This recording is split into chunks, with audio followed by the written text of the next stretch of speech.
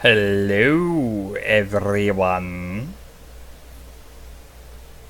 And how are we doing today? Hmm? Hmm? Hmm? Hmm?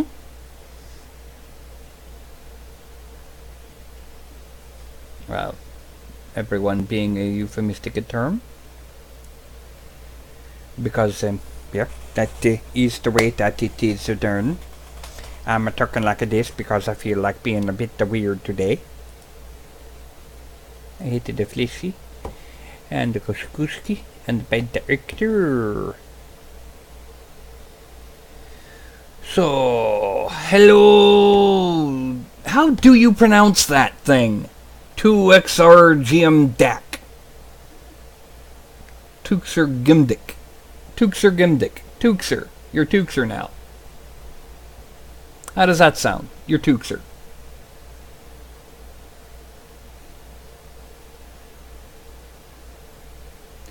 GMDAK. 2XR GMDAK. No. You're Tuxer.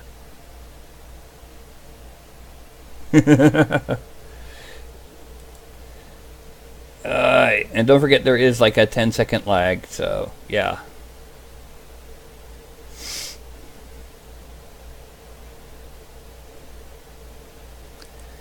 So what we're doing is right now we are waiting to see if this week's patron will be here.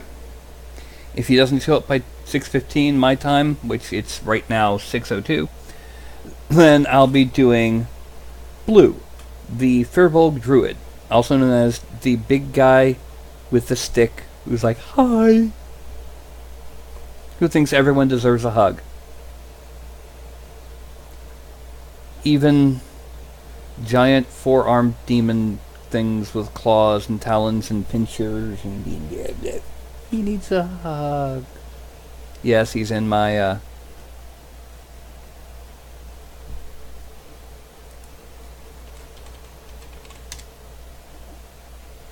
Meanwhile, I've shown this off before.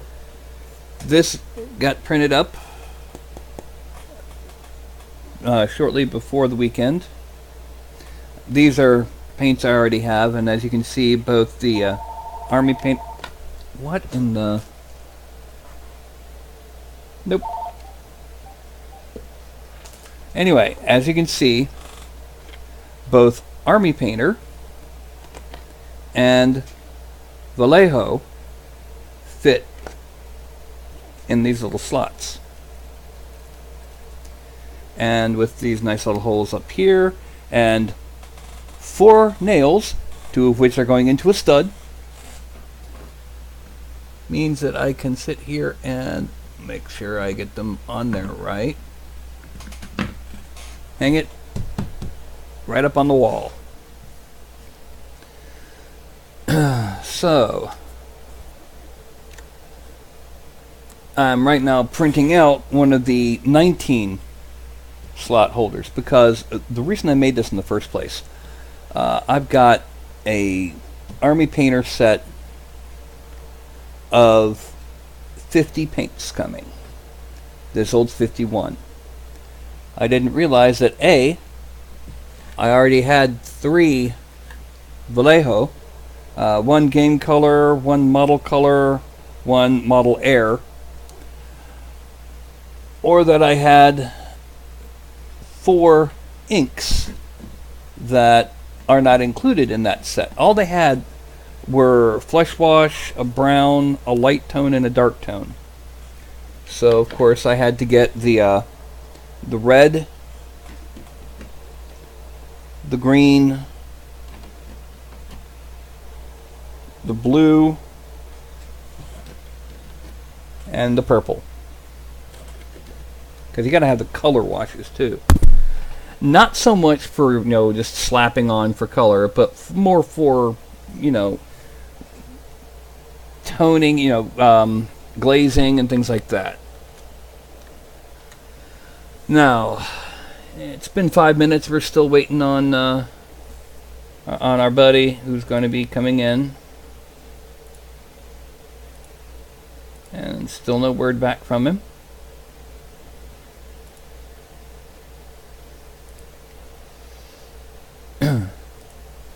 Pardon me while I scratch. Yeah, that feels good. And you'll notice that my cats are actually not in here. You know, I'm not going to be interrupted by them. To be exact, this means, you know, there will be no case of incapacitation on today's sculpt.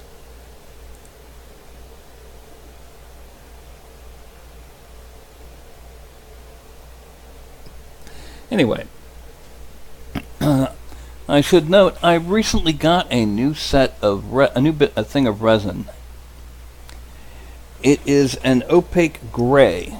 Some of these didn't really, they turned out beautifully, but I haven't had a chance to really clear off the supports and that. But being an opaque gray, this means that, well, they're mostly opaque. They're a little translucent, but it's not so much that it really matters. I could set these up in a display that people could look at and go, "Whoa, dude, I like that." Or I hope they would say that. And I can also paint these up after I clean them off, as is, to hand off to my players, because these are their characters. And yes, these are from earlier episodes of the show. This is the dwarf with flail and shield, also known as Matt. I forget what he called his character, but he has this tendency to give them goofy names, like his previous dwarf was Stumpy Ankle Basher. Stumpy had a thing where he used warhammers and axes just like every other dwarf, but someone, somewhere, had his longsword. Is that my longsword? Of course, every time they found a longsword, no, that's not my longsword. Until the time they found a really powerful magic item version. Yep, that's my longsword.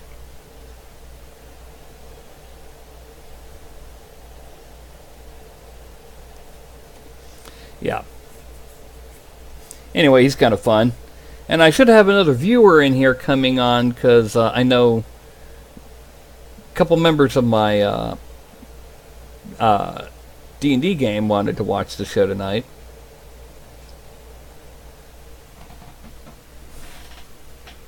Are you there?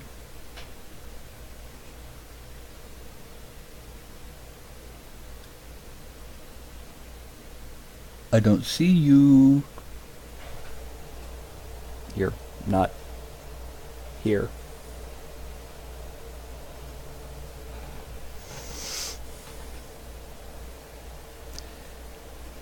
Okay. Itchy. And do I have any further messages? No.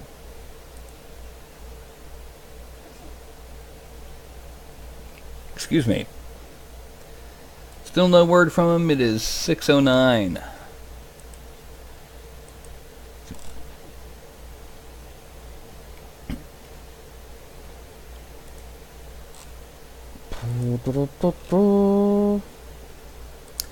So just to let you know about the character, and if they don't show up, the character for tonight will be a Firbolg, which means he's about 8 feet tall. He's a little heavy set, and he wears furs, and carries a stick. His stick.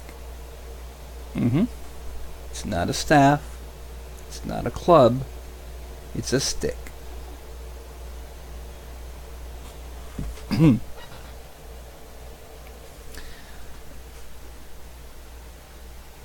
And he's a druid, yes. He's a shepherd, circle of the shepherd.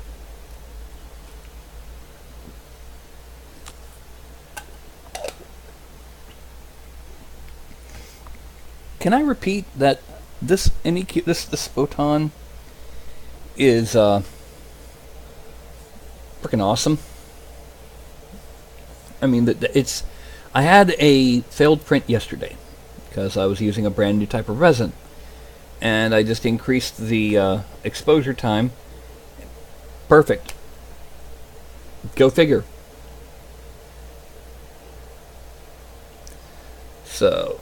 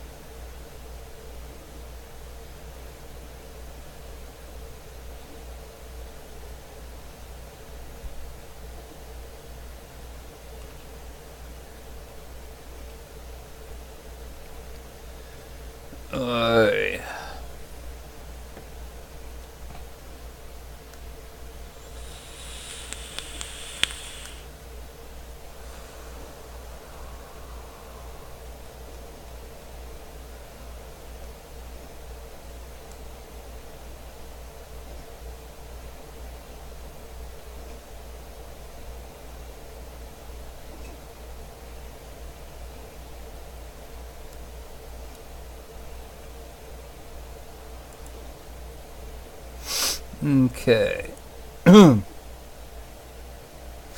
What? This? It's one of the first things I posted on Thingiverse.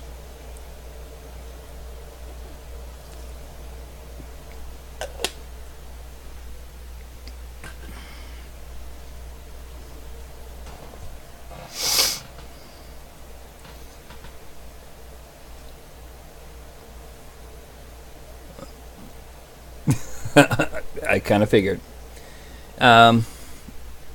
Somewhere I have a version without the dragon. I think someone else made a version without the dragon by basically cutting off the dragon. But anyway.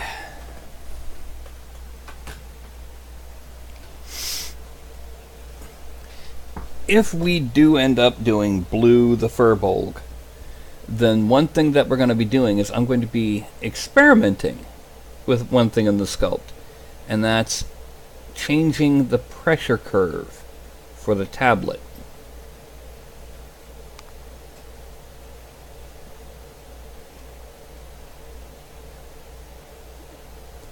So that would be interesting.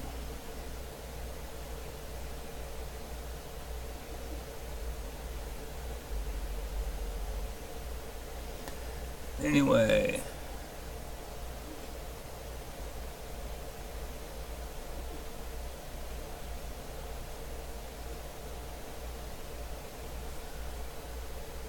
it is. Oh, I see Baloo the bear is watching behind the scenes. I have people that are recommended as friends. I do not know these people. Why are you recommending friends to me? Mr. Twitch person behind the scenes, behind the computer camera thingy is someone who's trying to tell me you need to be friends with this person. I don't know this person. How should I be friends with this person? Yes, it is the way things are. So we try. It is 6:14. In just a few moments we will be switching over, and now next Sunday will be 2 shows, 2 broadcasts. The first will be at probably about 1 or so, and will involve someone from the other side of the great big pond. The other will start at about the usual time, and will probably be the person who's being rescheduled tonight, because it is now 6:15 by my clock, and that means it's time to start work on blue. Now this is a D&D Firbolg, not the kind that I prefer to use in my campaign world, which means it's somewhat elf-like, but also a little bit stocky. Let me go ahead and see what happens if I'm going to load in a second male figure just for the sake of getting the scale right. X translate. And because the standard figure is about 6 foot, we're going to go ahead, we're going to make him a little more muscular. A little. Well, no, we don't want the soldier. A little. Let's.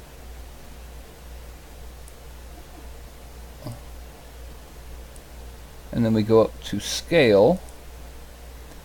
We're going to scale up. See what happens if we go to 100%. Yeah, that'd be a 6 foot Firbolg. So we're going to scale him up. Let's see. 8 divided by 6 is 1.3, so 133%. That is a Firbolg. Okay, so we're going to select this guy and delete him. We have our Firbolg. We're going to end up making him a little bit chubby. Not a lot, but a little bit.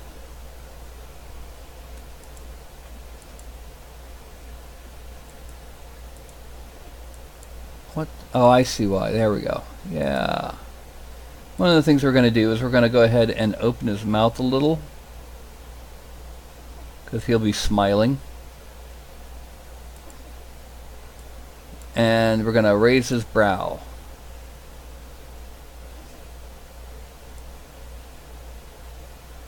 Because again, he'll be smiling.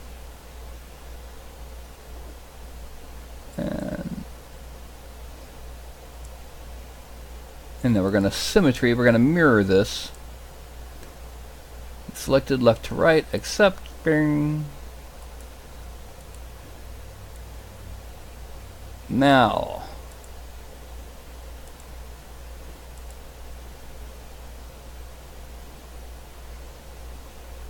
Next up, a sticky thing. I don't know what we're going to do for the sticky thing. We're going to go ahead and I'm going to go into 3D Studio Max and make a sticky thing. Now before I do this, I'm going to load in a prop into his right hand. Let's make it quarterstaff.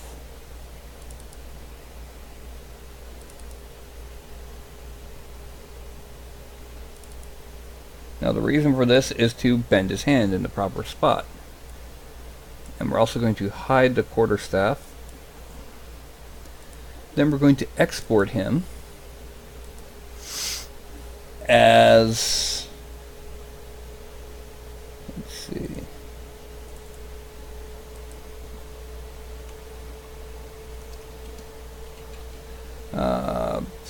Furby. And we're going to then make the staff visible and him invisible. We're going to export this as Furby staff. Except we're going to make him visible again. We're going to select the staff and delete it, because we don't want him to have a staff in his hands, because that's why we're making the sticky thing. So now we go to 3D Studio Max. We're going to, again, you can't see these rollouts, so we're going to import from my meshes directory, my broadcast miniatures, and there's Furby. Import as a single mesh. And there we go, Furby. Okay, we're going to turn it off. Now we're going to File, Import, Furby staff. Okay, we're going to have to move the Furby staff a little because it's not centered properly on this slightly larger... Yeah. That's about where the Furby staff would be. And... yeah. Now, I need to select both of these and make them darker wireframes. So we're going to make them dark purple, or medium dark purple. This, we've got to remember, we've got to make sure that we're putting these on the same X and Z. 17071, 21023. Okay. So we're going to create a cylinder and come out. We're going to drag this cylinder back a bit. Alright. That is 17.071. That 17.064. Let's make it 071. 1.023. And now we're going to select this and delete it. Now this, we need to go ahead and change a few things. For one, we need to change the height segments to 3, cap segments to 2, and the sides to 8. Let's make the sides 6 because we're going to be doing we're going to be extruding out a little side to the branch. And then we're going to make the height different. We're going to make it stick out to there. Let's make it stick out to there and bring it forward a bit. Yeah. And we're going to convert it to editable poly. And grab these. I'm going to pull them out this way.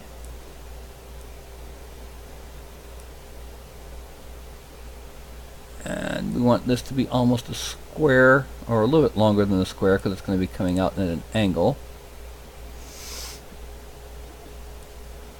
And one thing we're going to do is we're going to select all of the vertexes. This way we don't have to solidify anything. And we're going to make them a little bit wider. Now I'm going to select this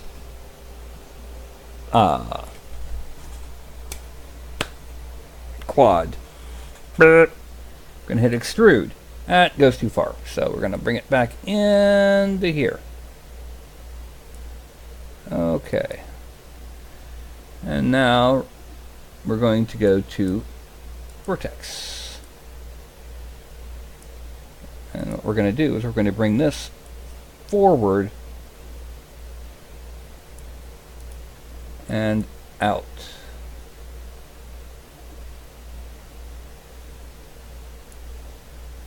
Okay, now we're going to taper it just slightly.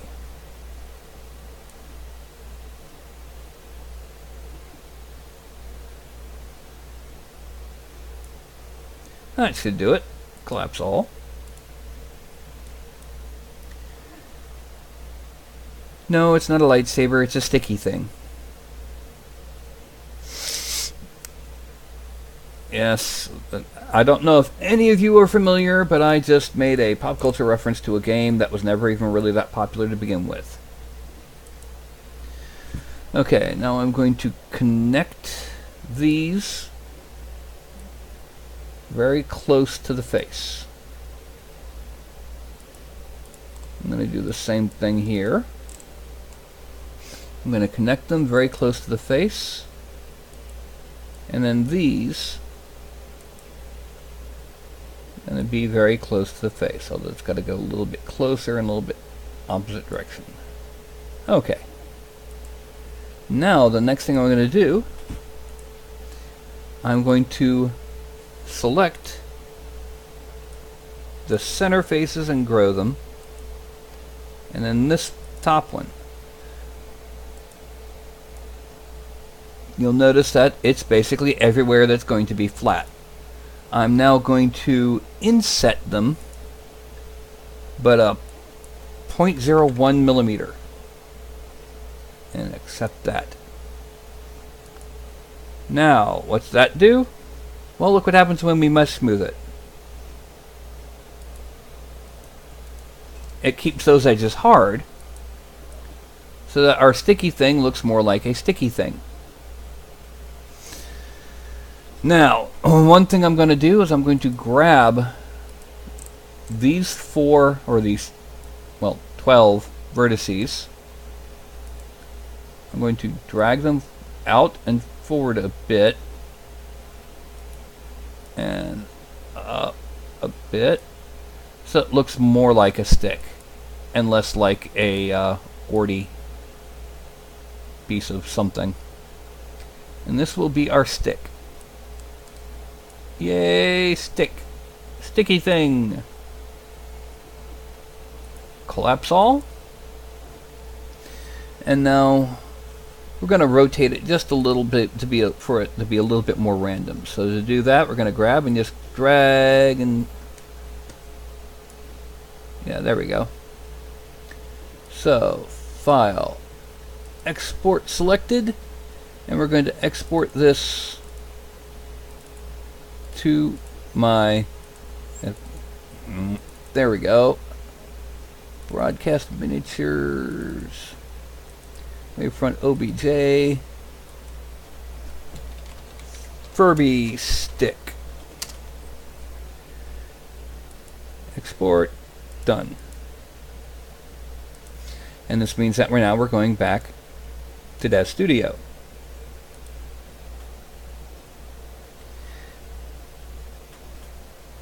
Yeah. So we're going to File, Import. See, the thing about bone as opposed to a stick, it doesn't have such flat ends. Now, the Furby stick, as has frequently happened, has come in invisible. So we go back up to surfaces, make sure that the diffuse color is white, the specular color is black, the ambient color is black, and the opacity is 100%. There we go. There's our stick. Yeah, see, bones usually don't have something coming off that far down. So anyway, that is the sticky thing for Blue the Firbolg. We need to add a little bit of clothing. This one piece, just basically this right here, because that will be his, well, tunic.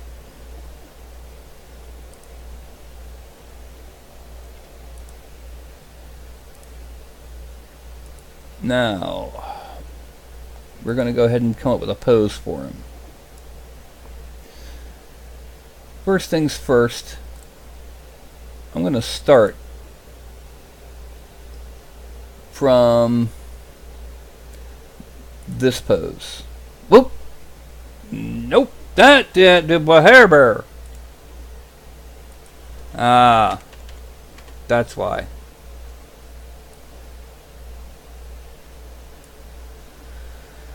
Anyway, we're going to take the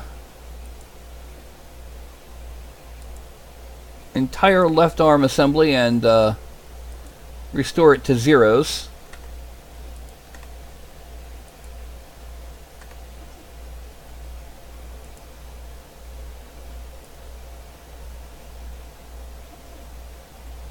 And then we're going to grab the shoulder.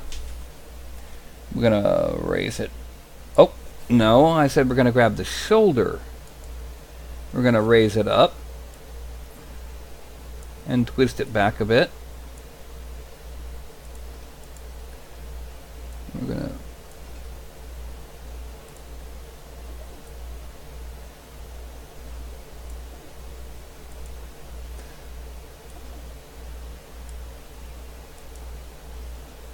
and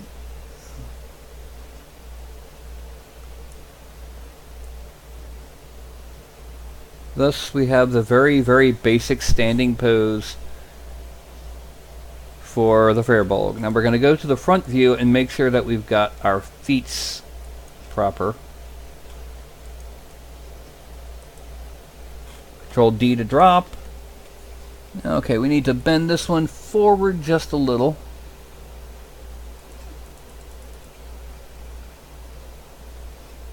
And this one,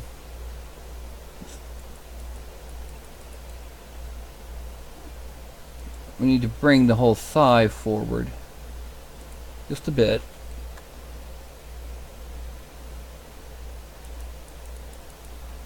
Oh.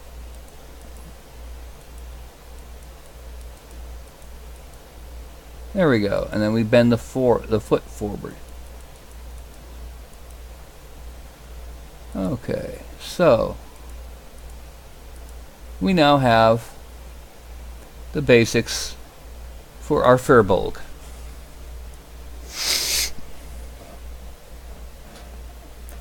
Now the thing is, our Firbolg does have a lot of long hair. So I'm thinking about adding in, no, that'd be too much. Yeah, let's go ahead and hide the tunic's bottom and the Furby stick. File, export, Furby body, accept, hide him, make the stick visible, file, export. I'm going to replace the Furby stick. Yeah, save, yes. And then we're going to hide the stick and make the file, export, Furby skirt. Accept. Yay! Now, of course, whoop.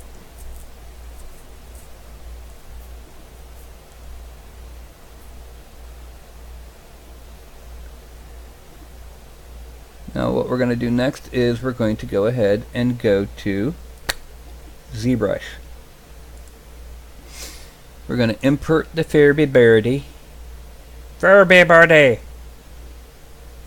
Furby body have sculpt tonight. New Furby body. Yay! Here he is! Frame! Zoom out a little bit. We're going to add in a subtool. Select it, import Furby skirt. We're going to append a subtool, import Furby stick. Now, that's just the basics right now. One of the things that we're going to do for these basics is we're going to give one level of subdivision to the skirt and delete it, because we're going to be dealing something with that in a minute. Now, we're going to take care of things we should do at this low end of geometry. One of the things that we're going to be doing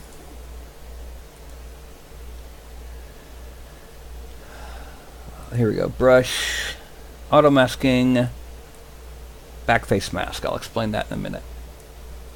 I'm going to be doing most of this even though it's on the big thing with the tabuletti.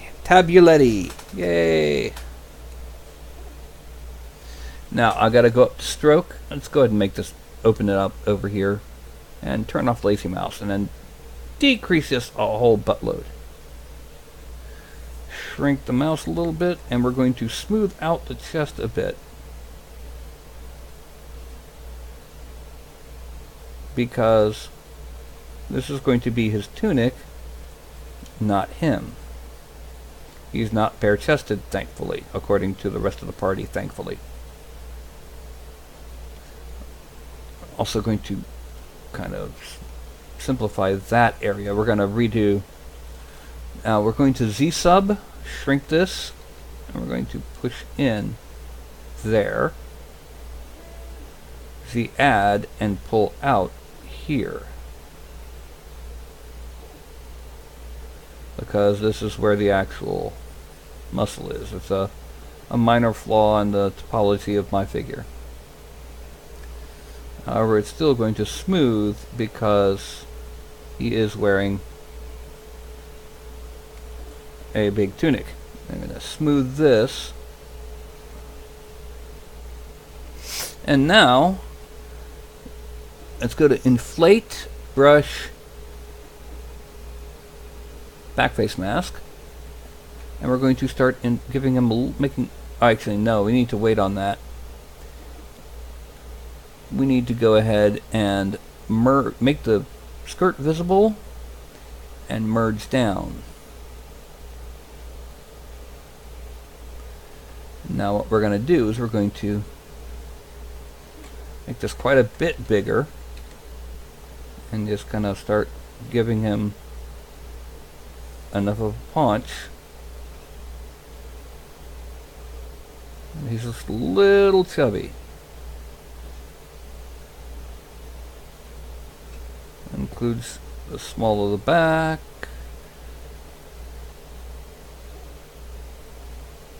That's a bit too much. We're going to smooth it down. Okay.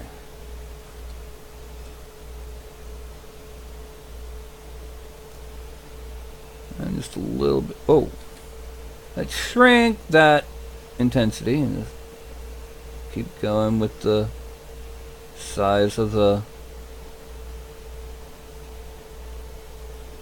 figure. We're gonna turn off backface mask, and we're gonna kind of increase the size of the calves and the feet. They're gonna get even bigger when we start making the boots, but that's beside the point. Now we're gonna get to move topological, because what I want to do is I want to go ahead and pull this out just a little bit, because it's going to be more hanging than rotating. And this up and this down. Okay. Now, there we go. He's a little bit bulkier than an elf would be. We're going to geometry, and we're going to subdivide this a couple times until it's around 1.5 million. And we're going to delete, and we're going over here to Dynamesh, changing the resolution to 768, just because I've had good luck in the past with it. And Dynamesh. Now, the only things left to do, at this point before we start really adding in the details, is to use smooth. Well, let's bring the smooth back up to 100%. Use smooth to kind of blend over the waist seam here. And the buttocks.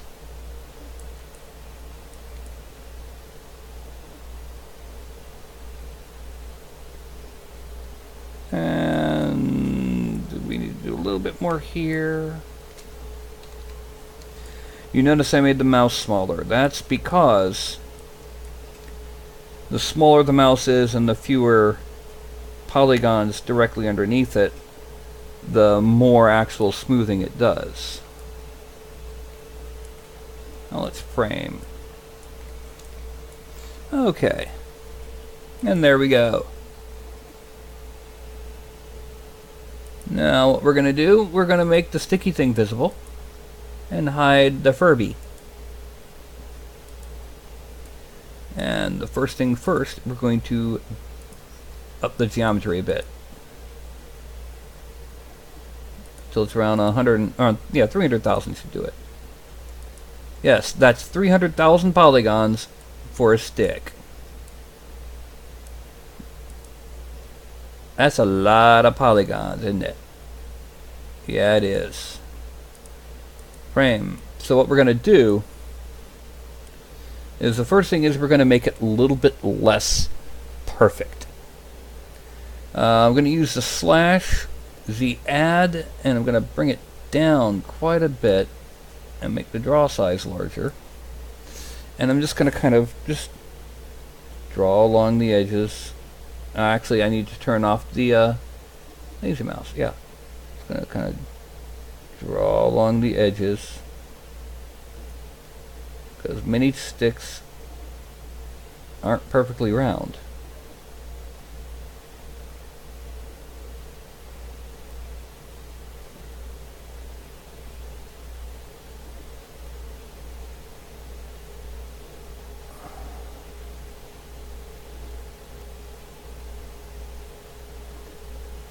Okay, this has already given us a bit more of an organic shape, but that's just not enough.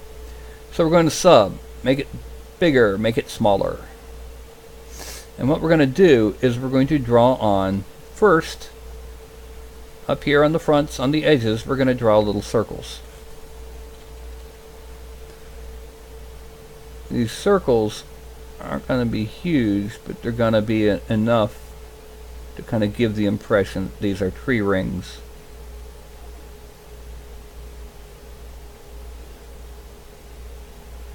And again, this is something that probably won't be seen in FDM, even as big as he is.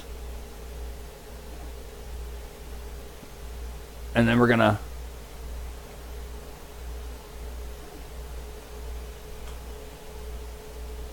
come around the edges.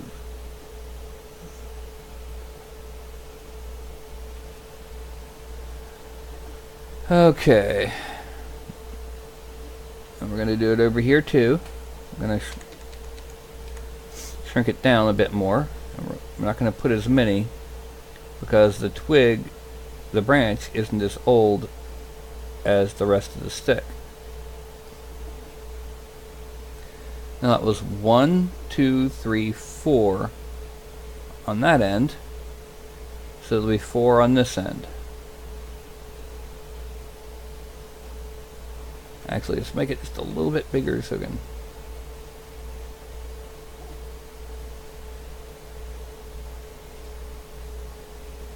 One,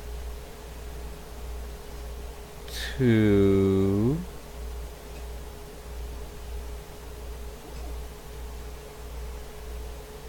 3, 4. And alright, and now it's got a bit more stickiness, but not enough. So we're going to make the mouse bigger, but not as strong. And we're just going to kind of, no, that needs to be stronger.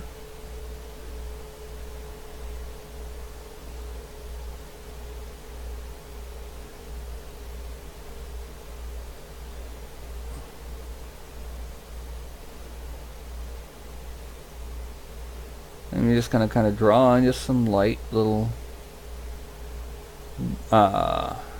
bits and pieces here. This is not wood grain now. This would be bark because it's a stick, not refined wood. So this would be like from, oh, I don't know, like a pine or something. Although the way he swings it around with shillelagh on it, it's probably a hardwood.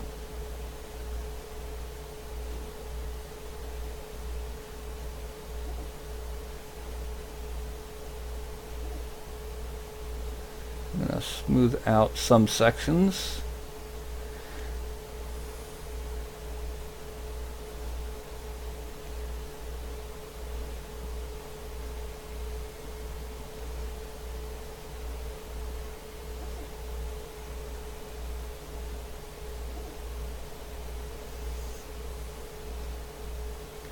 And thus we have our sticky thing.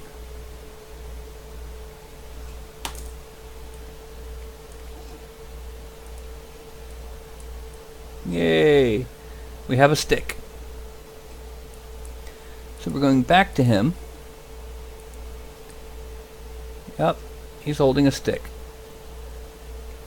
Then we're going to make the stick invisible. And it's time to start actually working on the clothing. Now,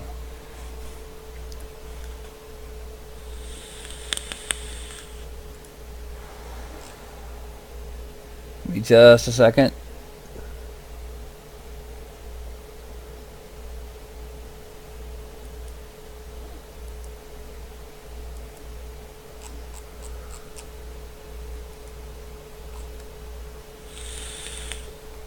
All right.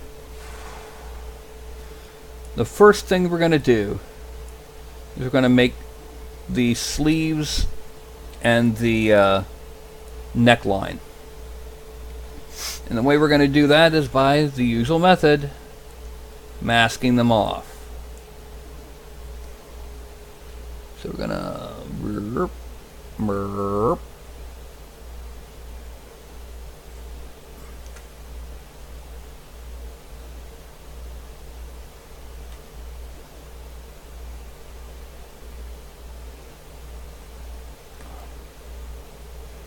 Now, one thing about this particular character,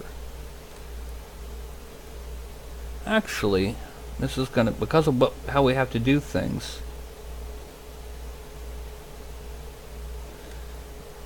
it's going to be extruded off of them completely, up to and including most of the bottom of the tunic. If anyone asks, it's an under tunic. What's going to happen, this tunic is furs, so he's going to have a full-on fur tunic.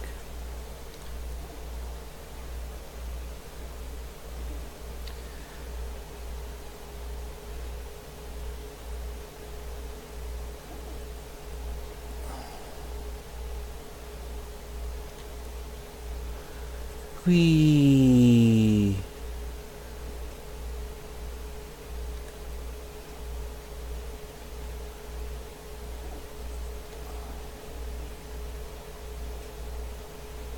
We're going to do the fur by a new technique I'm going to try. And it's basically going to be, I'm going to be changing the curve of the sensitivity on this tablet.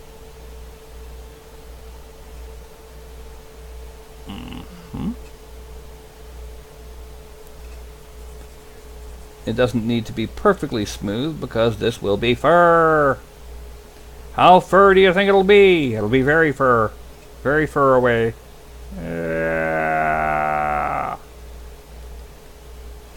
And before we make the fur, we're going to make a belt off of the fur. Yes, I said that.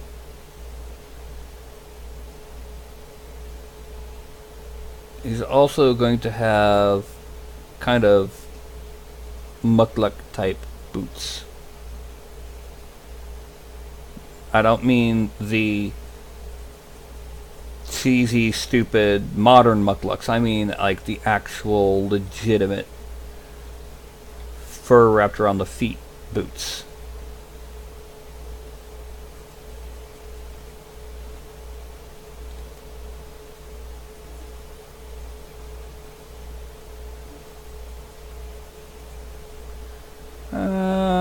Okay, I'll frame out.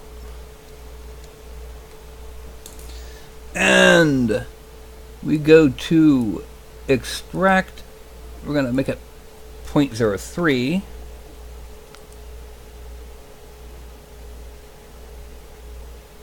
Accept. And then we're going to undraw that. Undraw that. Now, we're going to go ahead and hide him, because what we're going to be doing is entirely on this. And the next thing we're going to do is we're going to be dynameshing at 198. 196. 28 plus 64. 192. Bing. We're undynameshing. Wait a minute. Oh, I see why. 192. Enter. No.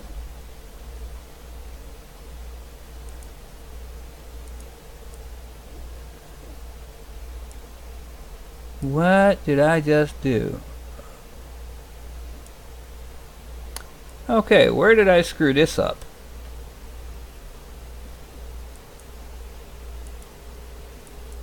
There we go.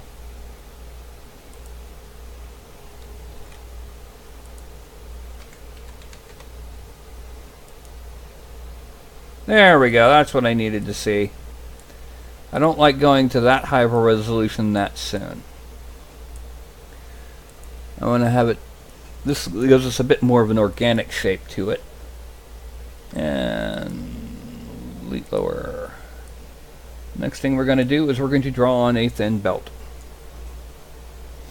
It's going to kind of come underneath the belly.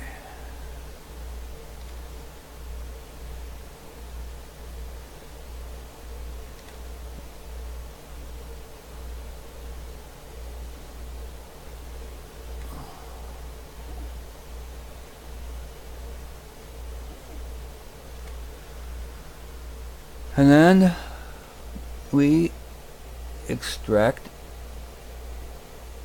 accept, draw, draw. Hide the belt. We're going to come back to it later. Now, we're going to the standard brush. And we are going, where's it? Tablet pressure. Let's go ahead and put this up here so that you can see what I'm doing. Tablet pressure. Size. We're actually going to be inverting the size.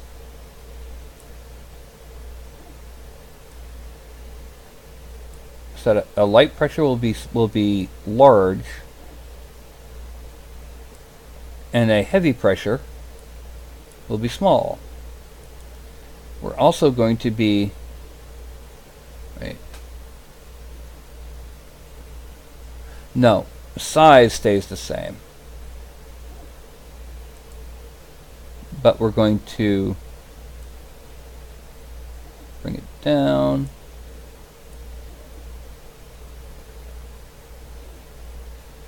There we go. The intensity is going to be inverted.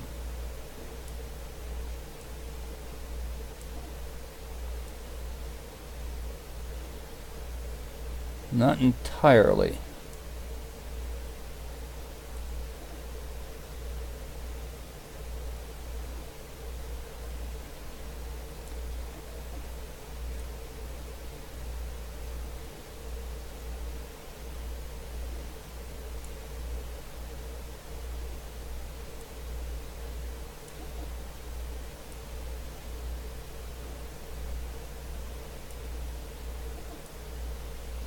Alright, now, I'm going to make this big, and let's see what happens.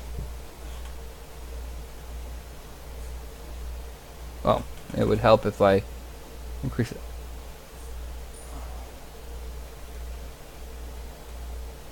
Hmm?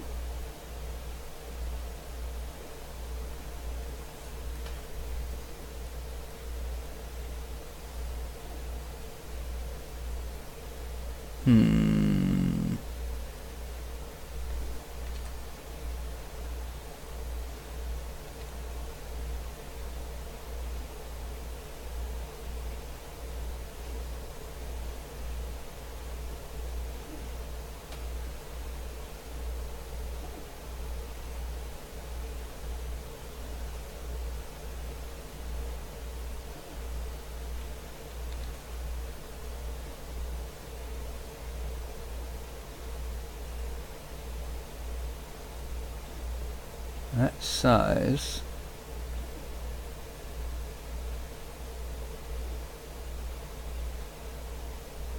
That's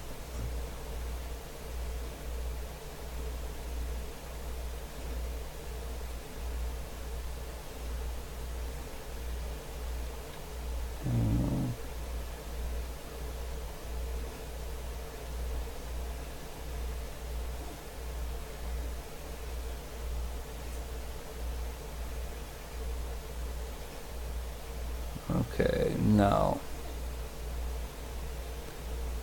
bring that down.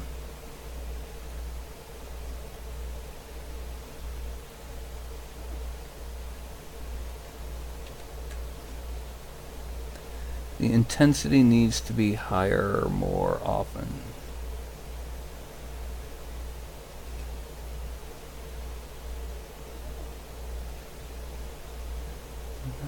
What is wrong? Alright.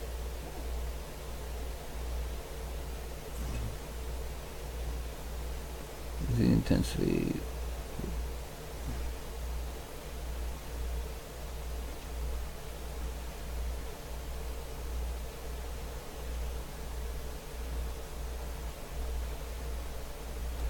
No.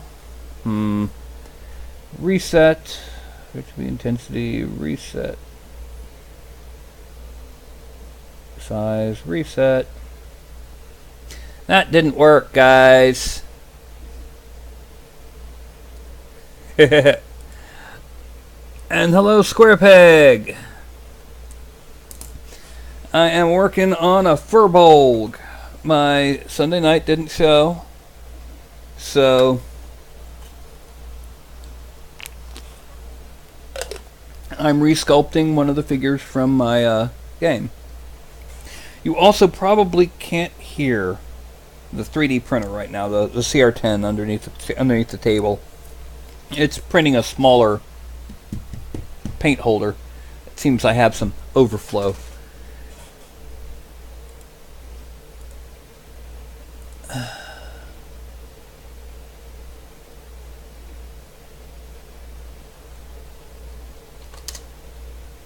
Okay. So, what we're going to do now, we're going to just try a different method. I'm going to draw on some basic, let's tone down the intensity, draw on some basic, nope.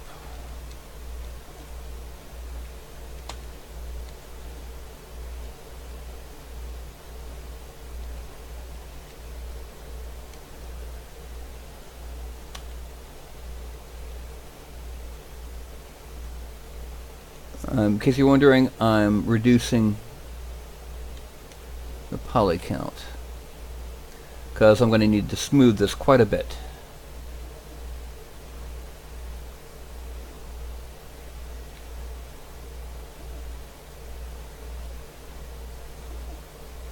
Basic shapes for what will be locks of hair all over the tunic.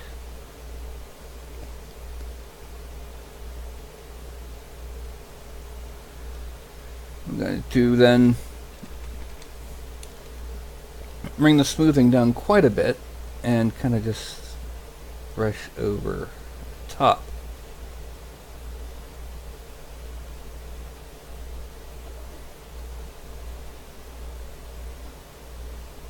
Okay, that's looking better.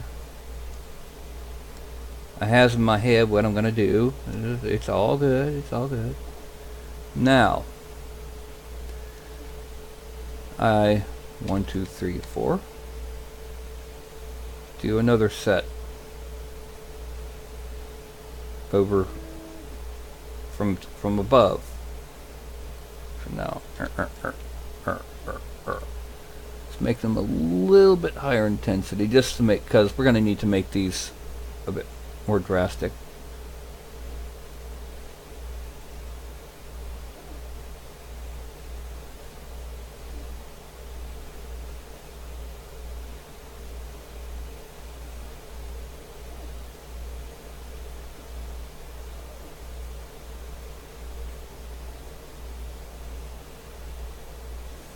And then we're going to smooth over the tops. Let's increase that intensity because we want to smooth more.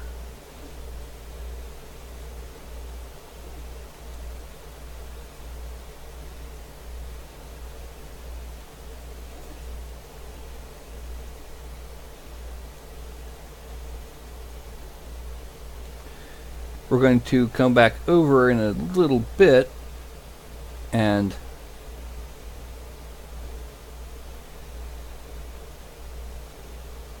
make these into more defined areas of fuzziness. Pretty much the same way we've been doing hair, or I've been doing hair. I want to use the we, but you know, it sounds kind of pretentious. I am not royalty, no matter how much I may wish to have been. You know, I mean, there's a couple princesses out there by blood that were pretty attractive. Catherine Luxembourg. There's a couple others there.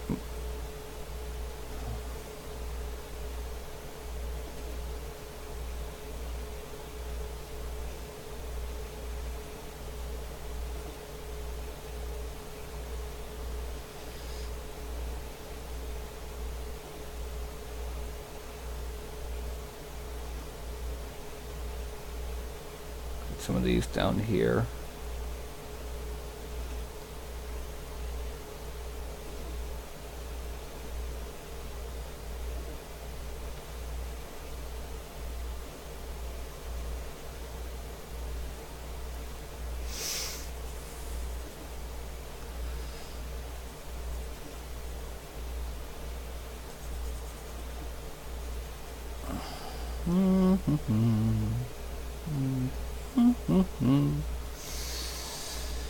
Alright, that's got to be smoothed out. There's a flaw there. That'll be fixed here.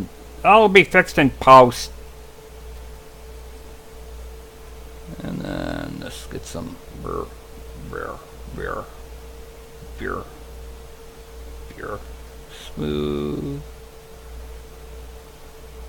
Smooth. Beer. Smooth. Yes, I'm trying to make sound kind of funny, weird noises type things just because I like it. And then we're going to make sure to go... Oh.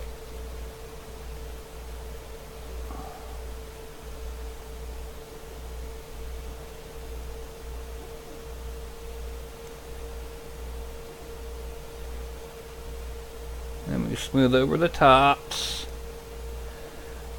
Now what I'm going to be doing is after I've finished sculpting all these on here, I'm going to go back over with the slash brush and make them into actual like locks of fur.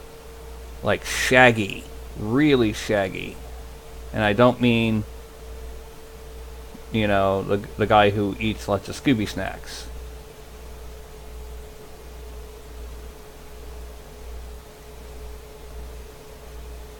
Although I guess if he was wearing a hair shirt, he would be too.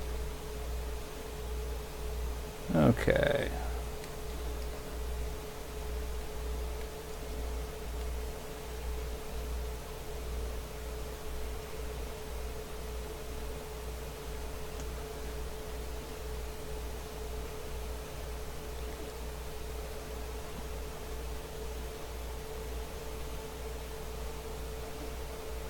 Okay, beer.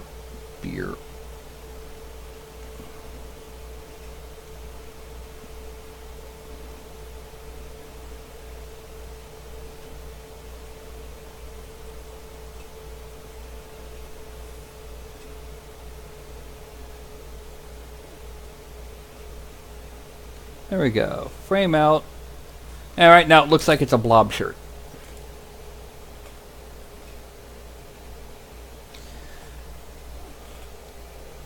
Unreal Editor 4. Yeah, I can eat RAM.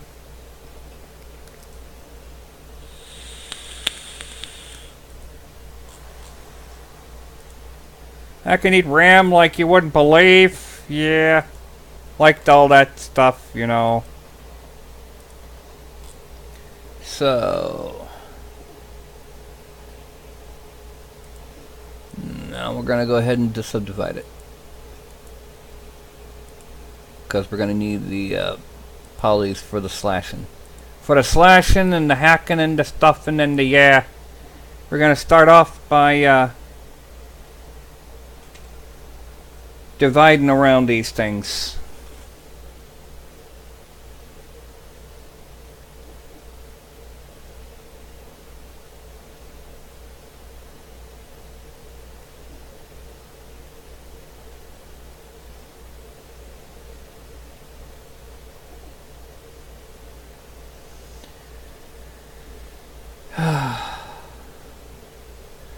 Now, if you remember, there's two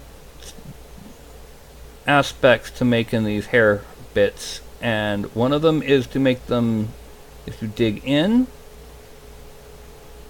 and the other is to dig out, or not dig out, but sharpen out. So right now I'm going around and just kind of digging in around each of these.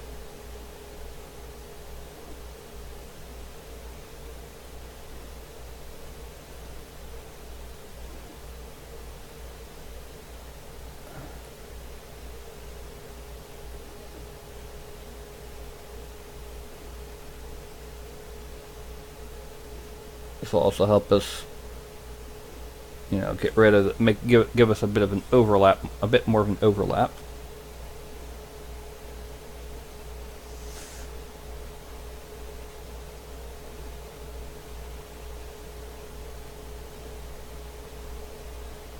And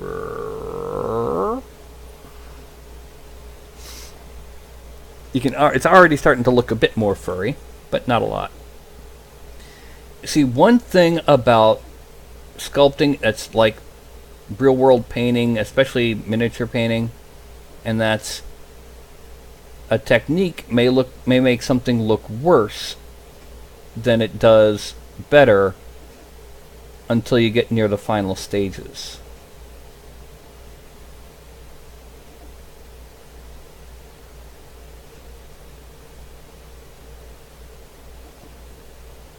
And once you get to the final stages and you add that little extra bit, then it starts looking good.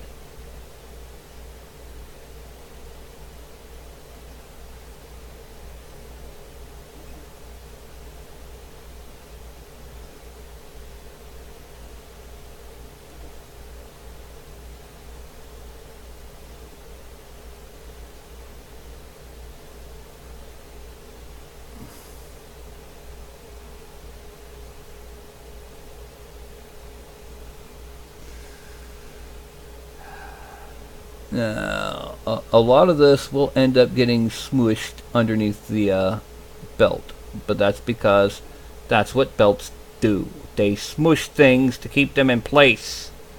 Smoosh! Smoosh, I say! Smooshy days! Me.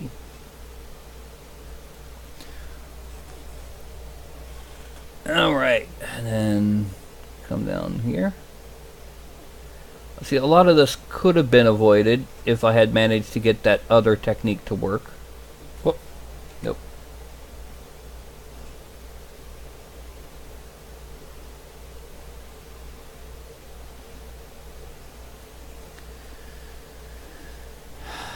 And then bring this up and down.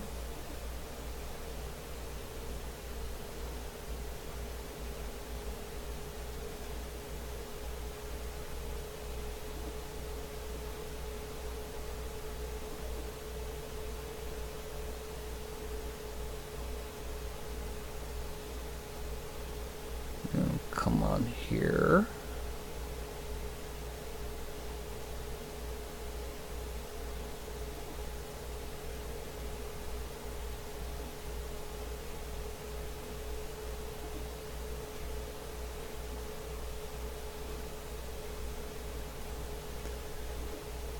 I've mentioned this before, but sometimes I like how ZBrush changes the center of rotation for your object to be where you last did a stroke. Sometimes I hate it.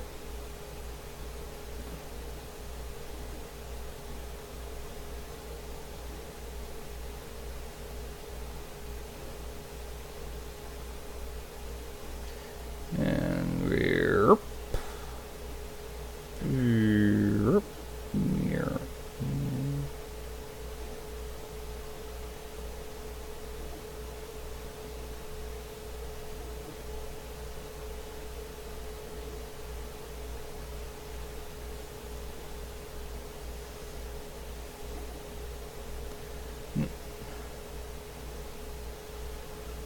Knowing Blue, I'm still kind of wondering why he was wearing fur. You know, he is like very, very big on the animals need loves. Maybe these are the fur of the animals that he raised and that lived a wonderful, happy life. and ended up just kind of passing away of natural causes. Or maybe he believes in nature's red in tooth and claw, and after he finds a critter that's been killed by a predator, he takes the fur and makes himself warm. I don't know. I suspect only he would know. Or his player, at least.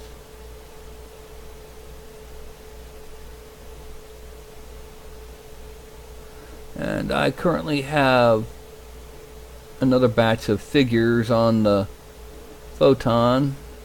I can't wait till they're done. I have switched to a different resin, simply because the photon resin is a little expensive. It's great resin, but it's a bit too much for me. So what I've done is I'm using the it's Monocure Rapid Gray. Reason being is because that stuff is really good for showing off the details on a piece much better than a translucent resin would be. Because a translucent resin, the end result is your piece is going to look transparent, and you can't really tell where all of the details are. The Monocure Rapid Gray isn't totally opaque, but it's transparent. It's opaque enough to really help you get your point across. You can see the details are there. Okay, let's go ahead and get these last few wiglets.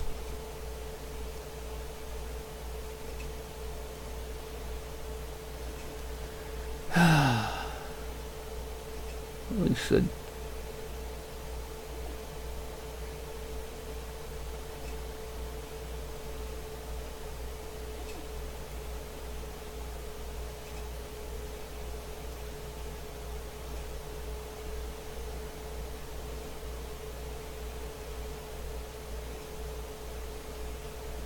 Once I'm done doing this, I'll be able to start doing the sharpening of the fur.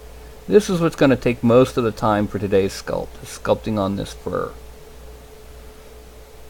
I've been sculpting for just under an hour, or working on this figure for just under an hour now. Yeah, it's probably going to be finished at the usual time. Let's move that out just so I can dig in deeper. Yep. And then come around this way. Go around here.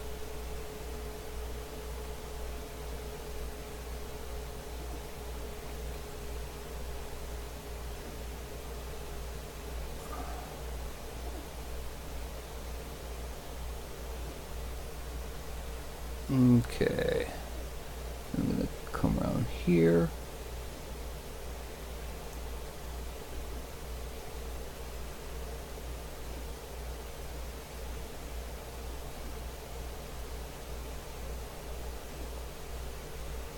Okay.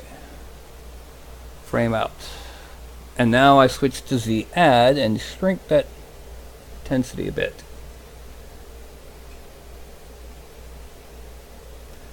So we're going to go ahead and once again start from the bottom. Need to make it bigger.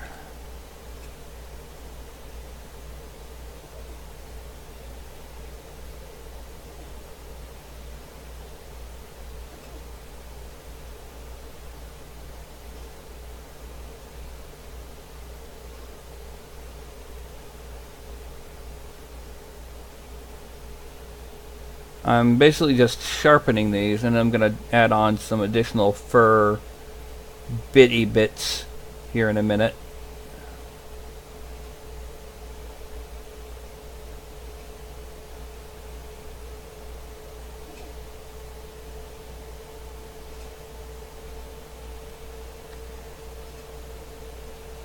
Now this is at 324,000 polygons. 324 million, my computer would be going, no! increase the intensity a little. Not quite intense, actually. That's too intense. Let's increase it. Drop it back down to 8. There we go. That should do.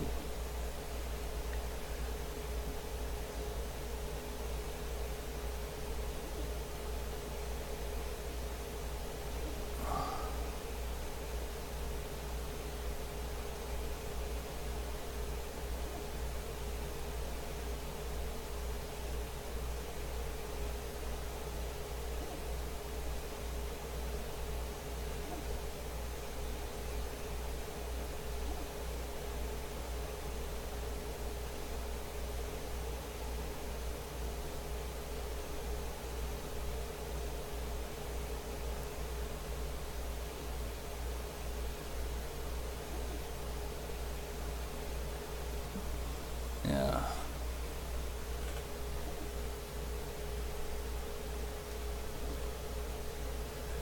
And that's good.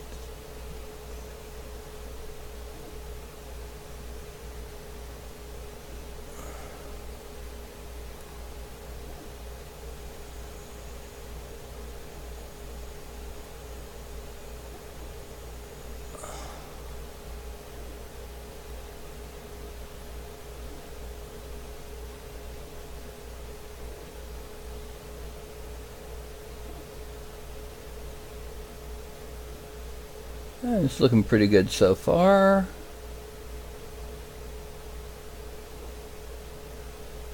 I need to dig that a little bit deeper. Okay.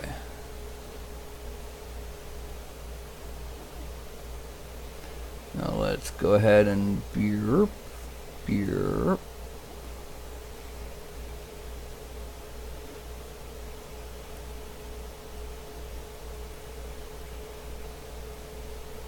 I'm only putting these on the lower half of these fur chunks.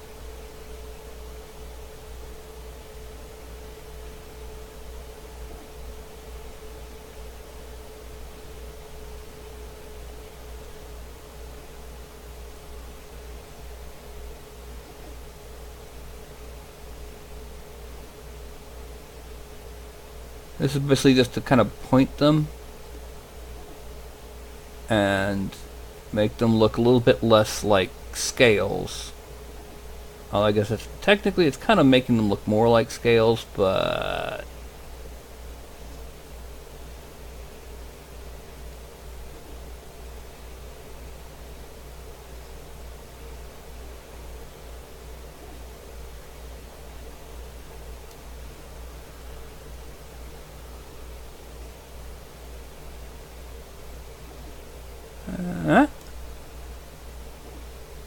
and come down that way.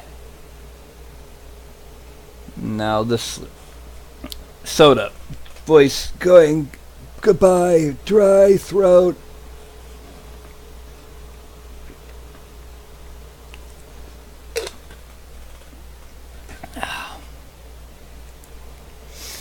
All right, now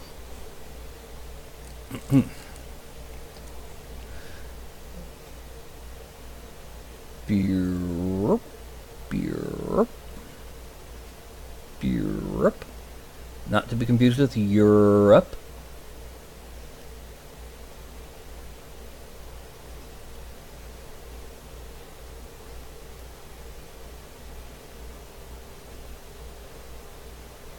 And there we have object creep again. Yay!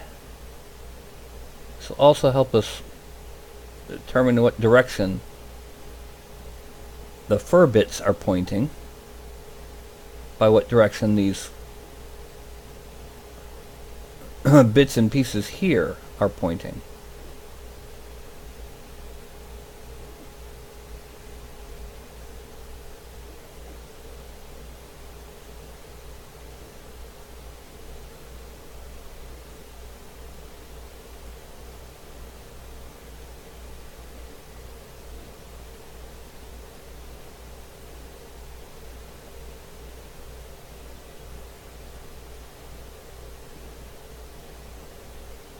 Okay, now frame out, zoom out. It's looking a little bit more like locks of fur.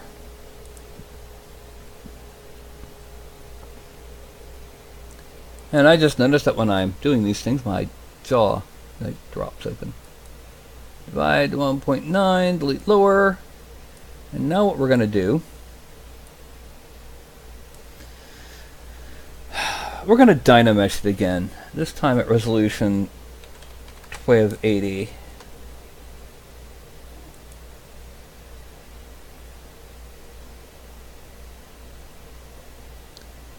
And we're going to divide. Okay, now we're going to shrink the mouse. Increase the intensity back up to about 28, yeah. And we're just going to start sketching in hairs. Oh, we're going to start to sub. Sketching in hairs along. No, it's too intense. Make it less intense and a bigger brush.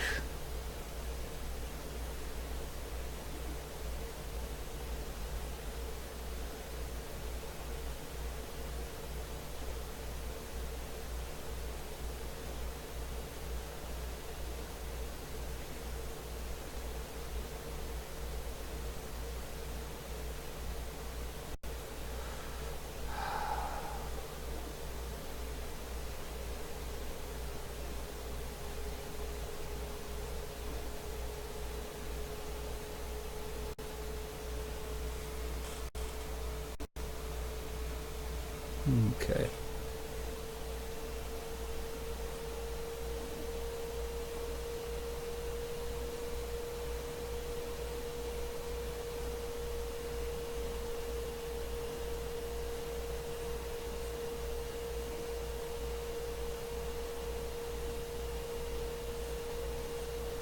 Just for the heck of it, I'm going to turn the body back on. Just to make sure we're not going through the body with this sucker. Okay. And then draw.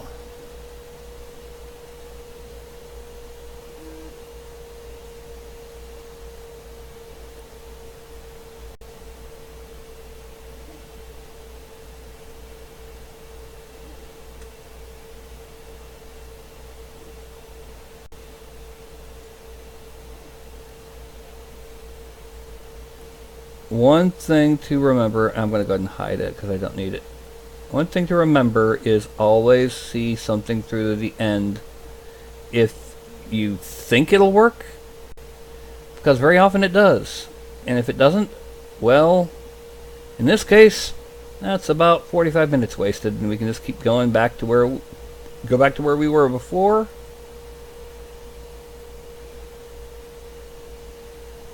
Now we're going to just draw in on these locks of fur. Not to be normally I'd say not to be confused with locks of love, but with blue it's probably not much confusion there at all.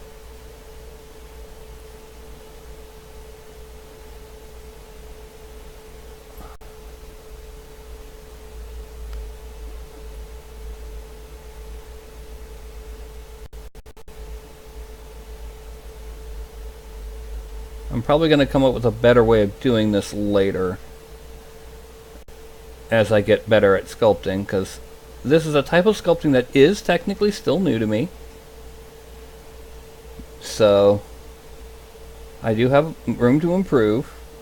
I mean, heck, just compare last week's sculpt with any of the previous sorcerer types I've done.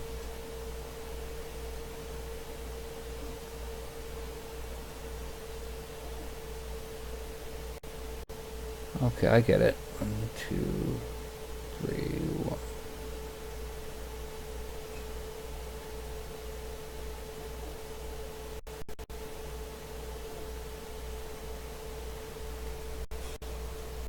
It's looking more and more like fur. That's good.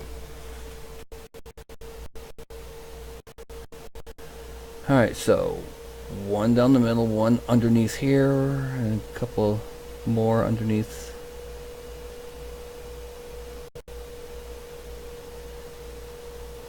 That's how it goes.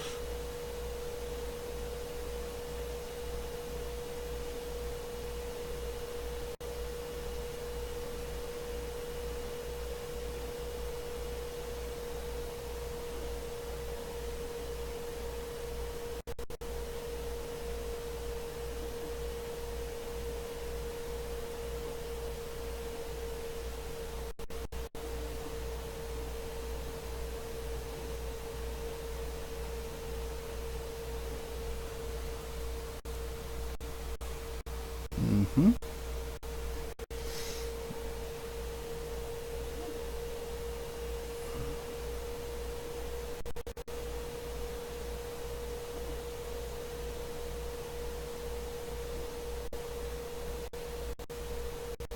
Okay, yeah, here we go. I'm in the groove.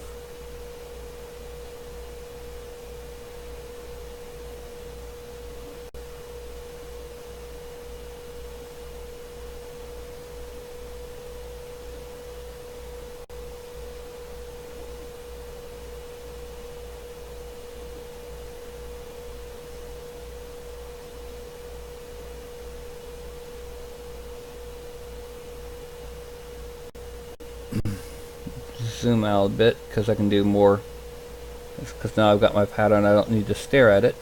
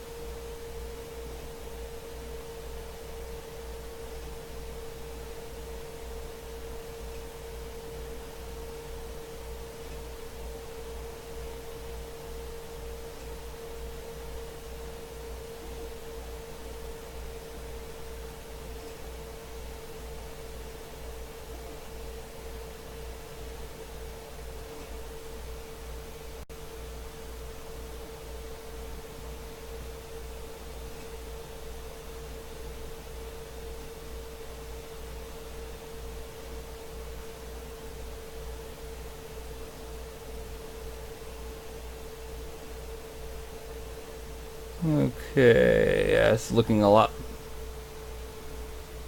hairier than it was before.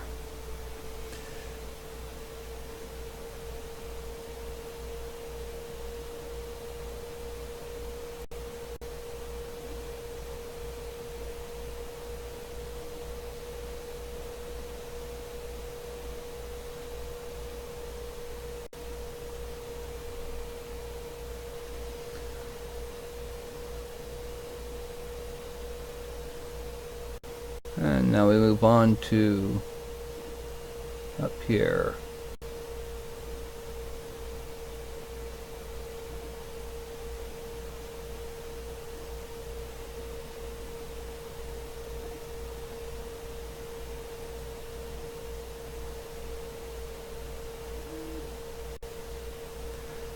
Alrighty, this is coming up much better than I was afraid it would.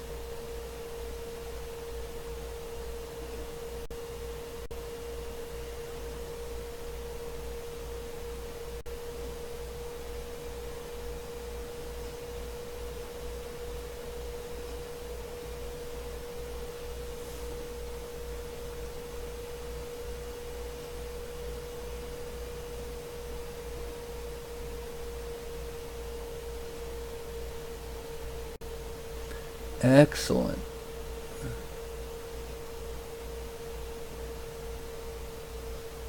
Let's drop this down to here and move it. And then beer, beer, beer, beer, beer, beer, beer. beer. And I don't mean beer, because I'm allergic to alcohol.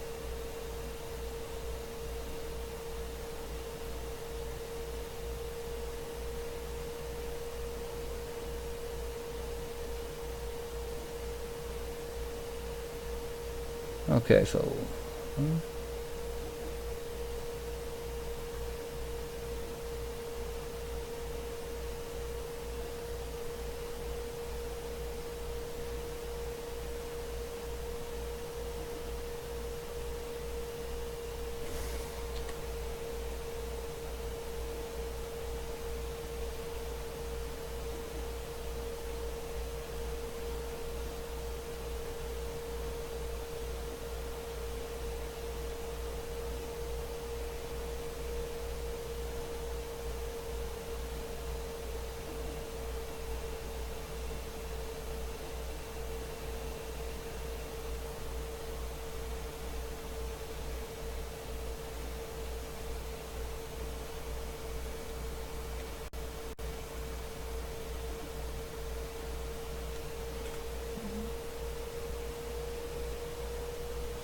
frame. Zoom out. Okay, then we make the body visible.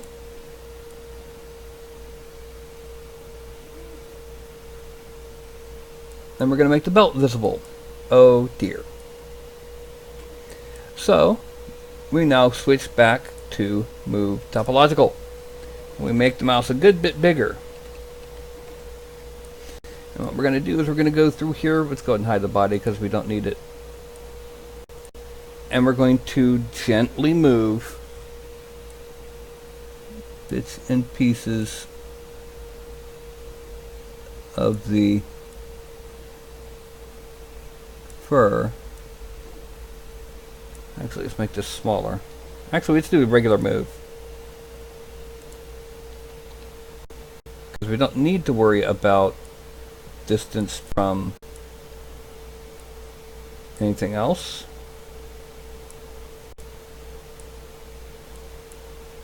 And what I'm going to do is I'm going to move these up and then this under.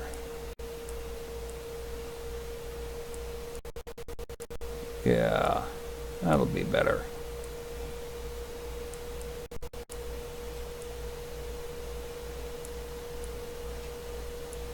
Because the hair kind of goes over the belt in places. Because it's supposed to, yeah. What I'm going to do is here, I'm going to pull it out just a little bit. And bring it in there.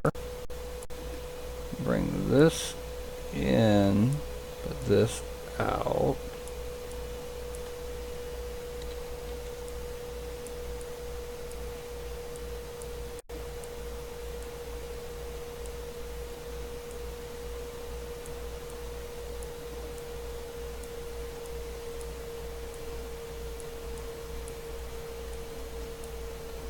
Also, I can go ahead and, no, it's too high, polygon count.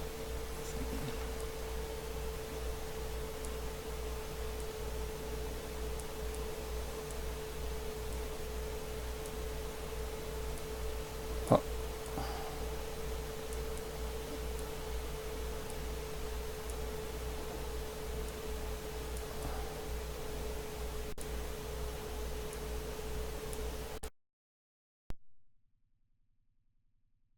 We're going to pull this one out.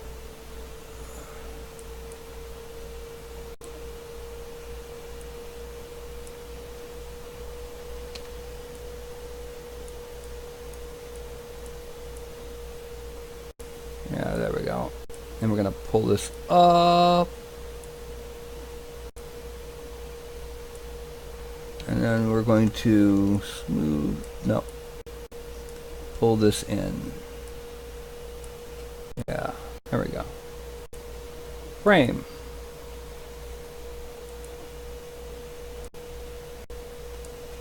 Okay, his furry little tunic is done. Heavy furs.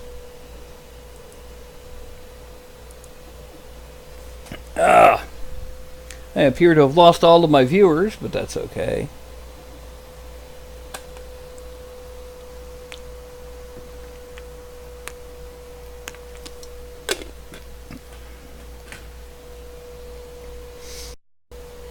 Now, next step is boots. And the way we're going to do the boots, we're just going to go ahead and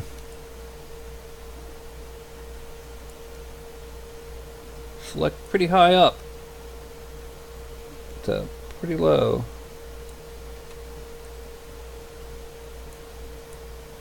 And we're going to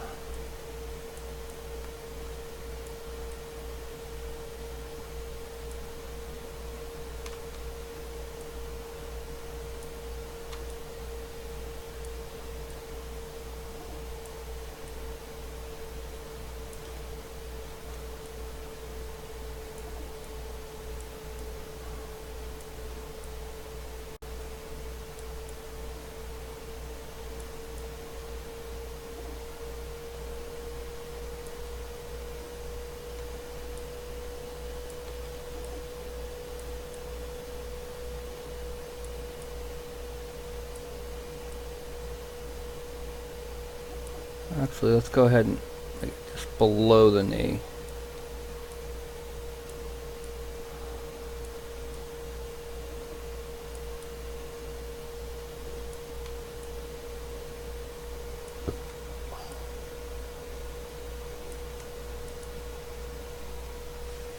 And this is going to be extracted at a 0.3.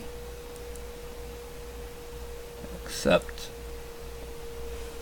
Draw. Oh, this one, let me frame in on this.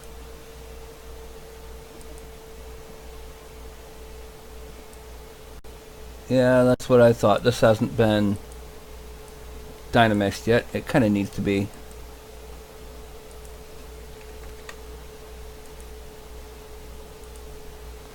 Actually, another thing we need to do, we need to go ahead, go back to the shirt, and we need to dynamesh it at 768.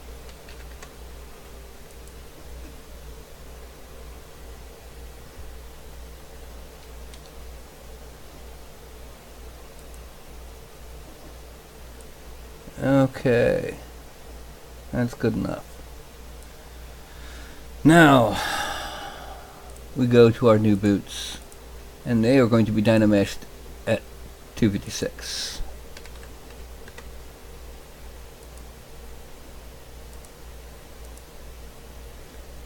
And what we're going to do first is we're going to use standard brush with a kind of a large draw size, sub and low intensity. We're going to draw on the paths for the straps. One would come around this way.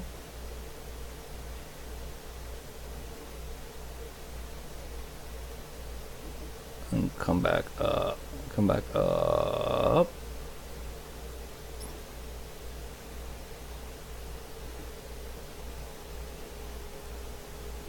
Other would come around here.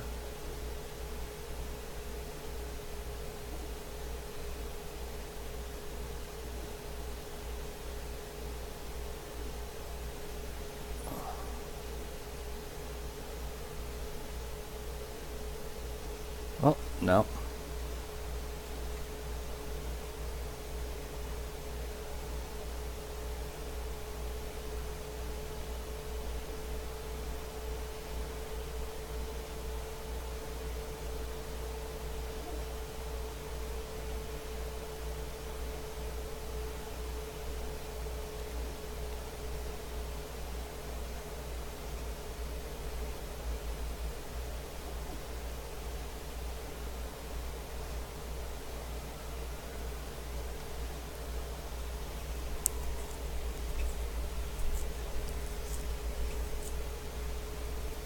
This one's going to be kind of a bit more balanced.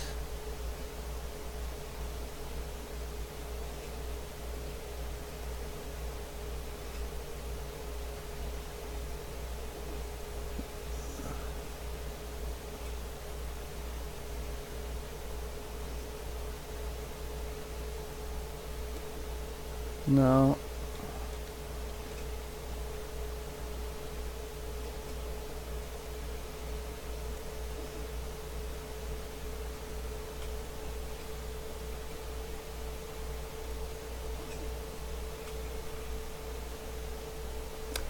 Polygroups and auto group. There, now let's select that only. Oh, and let's hide the frame. And draw this and this a little bit, and then we're going to draw one down here.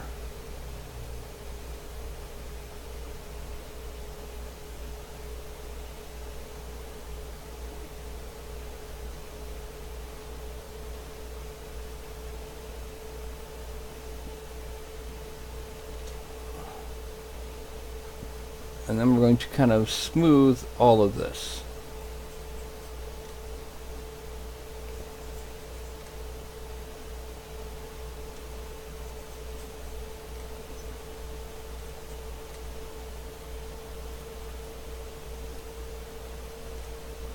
The reason for this is because it's Muglux. It's not, and I mean the real thing, you know, the actual cloth wrapped around the front and back and tied on with rope. The old version, the pre-white man version, the ones that actually did their job instead of like the goofy, ridiculous modern day versions. Okay, now we're going to divide the geometry a little bit.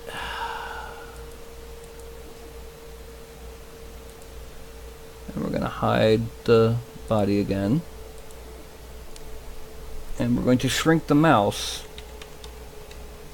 because we're getting ready to draw on the ropes. Now this one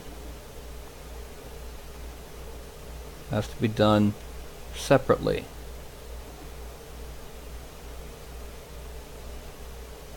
Because it's crossing over the one above and below it. Now we're going to extract at point 2. We're turning off double. Accept. Now we're going to draw the other one on this side, as well as both of the ones on the other side.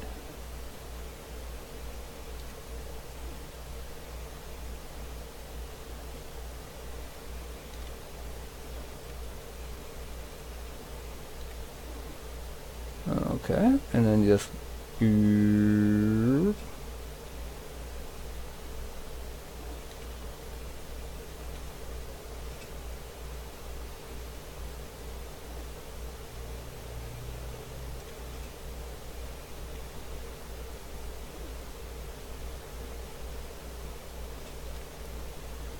and then we're going to extract them the same way. Accept, draw, draw. We're going to merge that down, and then we're going to use move topological to decide which one goes in front, pretty much at random. But first, before we do, yeah, okay.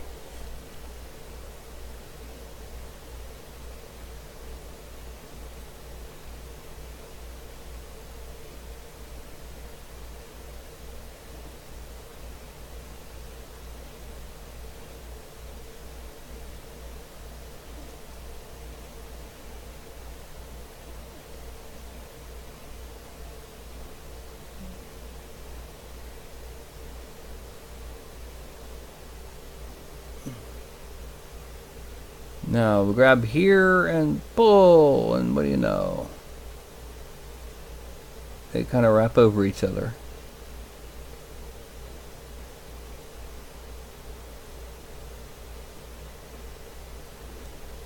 And pull out.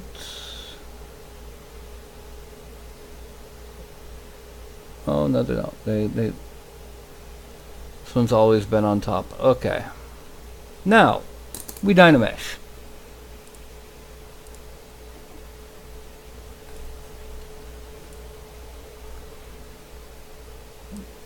And we're going to dynamesh it at 128. No.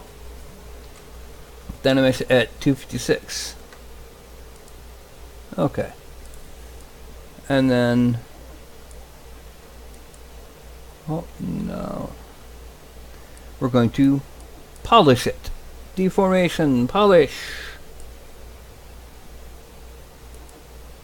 5. There we go.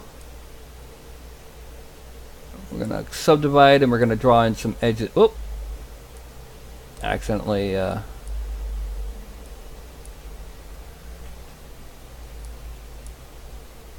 geometry, divide, delete lower, frame.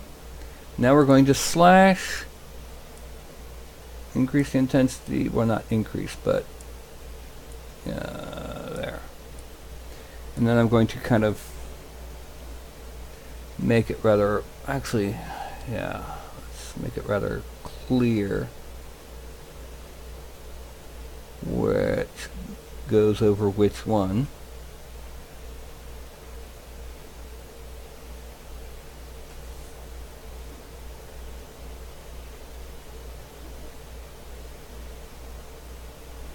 Then we're going to deformation, inflate just a little bit.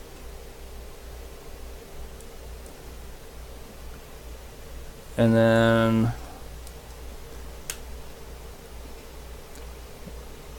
right, yeah, just a little bit of smoothing here.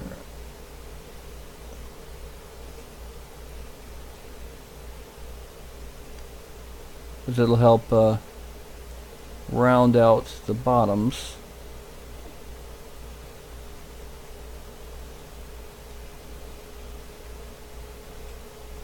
Okay, now we frame out, zoom out, and make all the other subtools visible just to see them.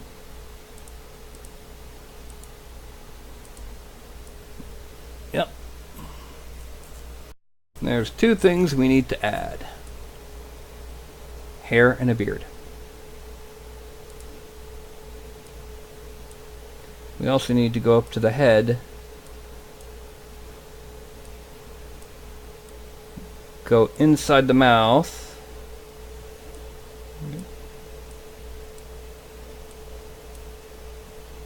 and while we're inside the mouth, smooth that out so that the mouth is not a massive, horrendous cavity that will make 3D printing a nightmare. Just enough so that it's clearly open. Then we're going to use move. We're going to start working on his expression.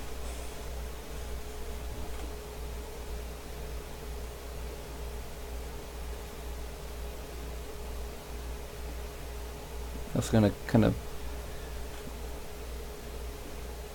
bring out his cheeks because he is smiling.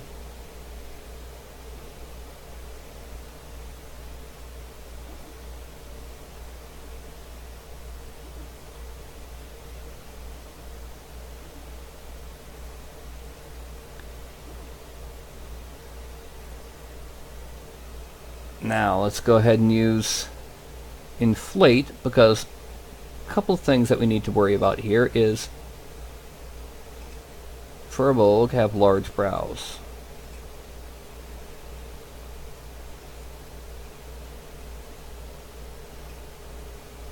I mean large. I'm going to shrink this, and I'm going to draw that. We're going to turn that into shaggy.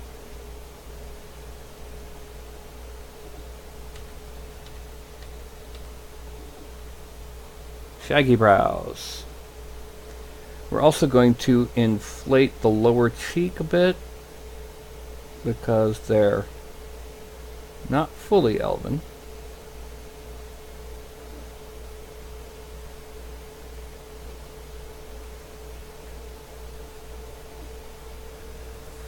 And then we're going to mask off for mustache and beard.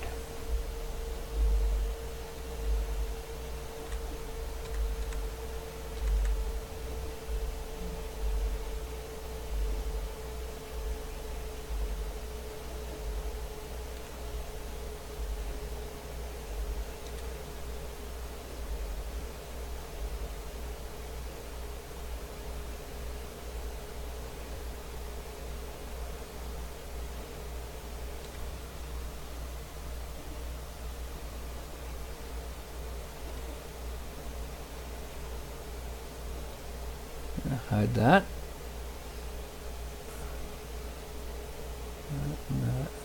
That. Just long enough to extract these.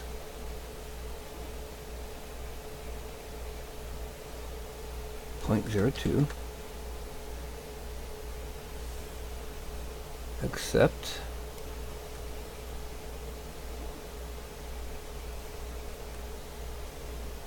We're going to draw in his beard and then his hair.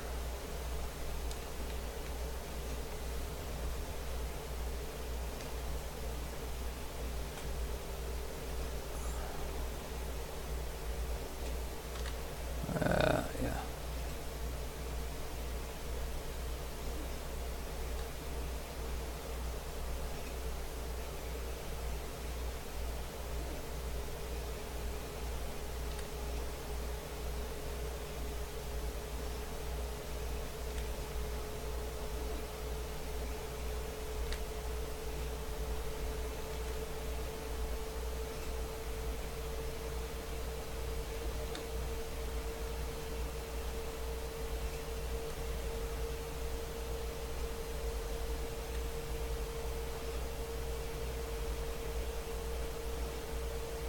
Yes, he's going to have a bit of a neck beard, but that's not because it's literally a neck beard, but because we want the geometry right there. And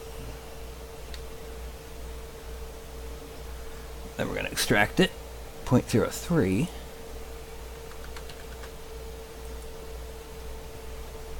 Accept. Draw. Hide.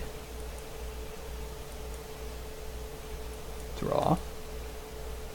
And now head hair.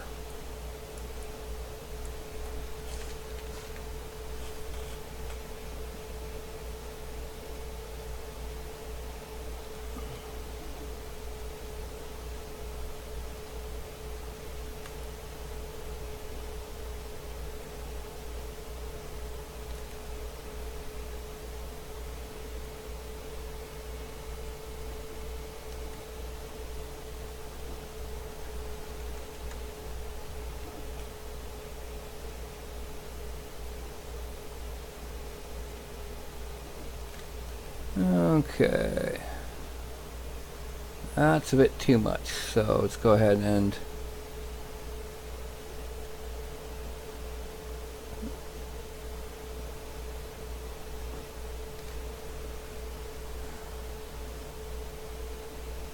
he doesn't have a widow's peak, so we're just gonna kind of trim it till we get a decent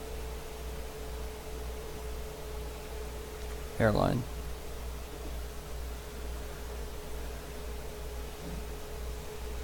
This is going to be at 0.02.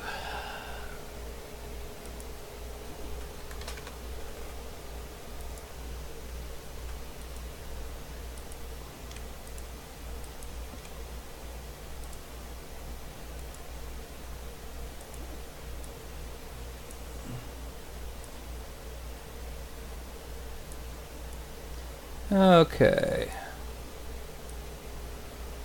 We're going to go ahead and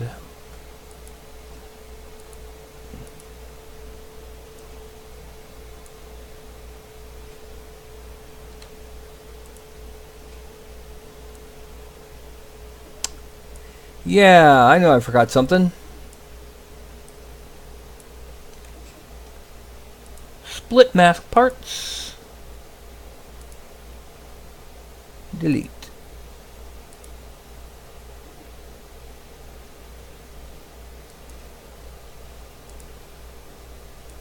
There we go. Frame. Now we dynamesh this.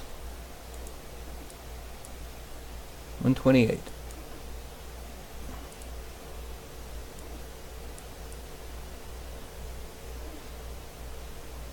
And what we're going to do now is we're going to use, before we do anything else, we're going to use the inflate tool and a large brush. First, a very faint smoothing of this area here.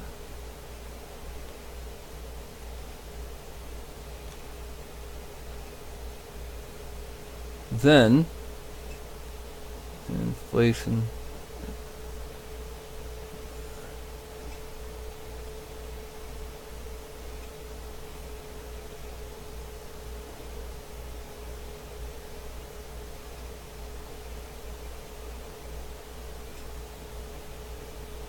Here.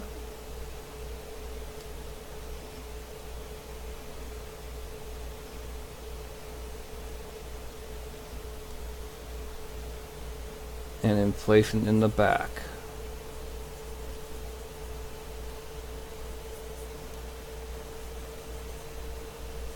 See, he's got party in the back and party in the front. Yeah, who needs a mullet?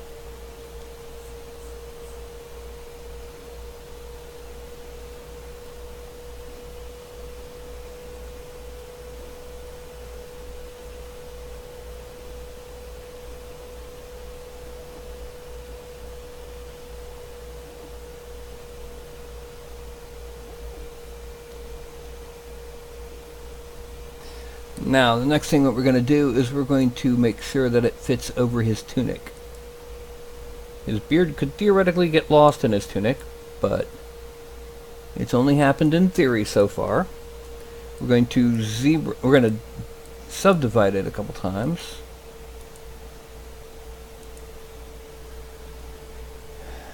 And then inflate up this way. He's got a really nice long beard.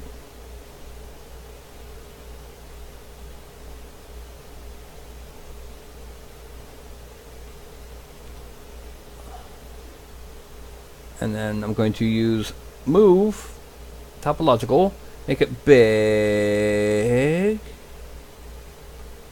and drag it down.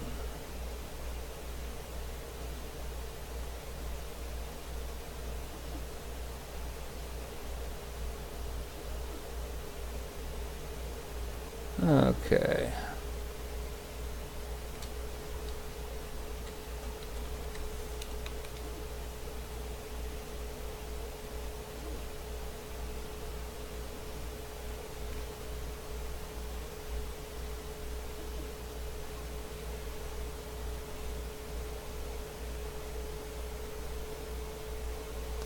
Alrighty, much better. We're going to subdivide it a couple times.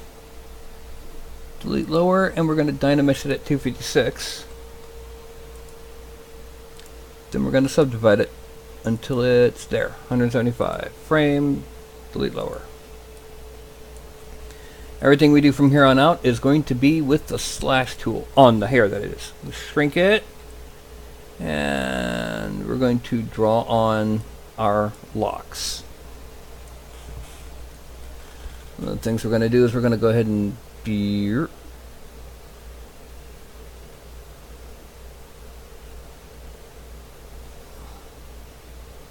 of bring it in.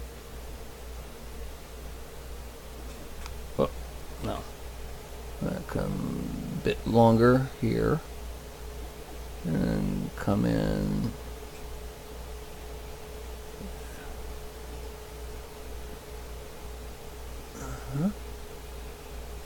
And kind of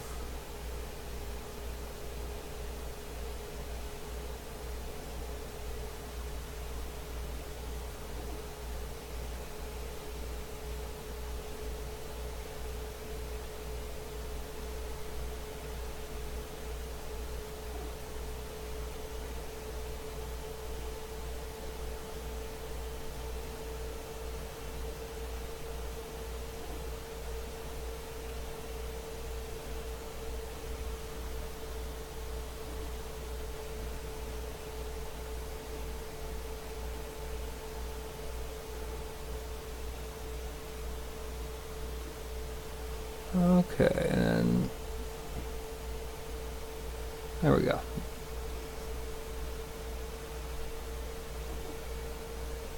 Let's throw and a little bit of smooth in there.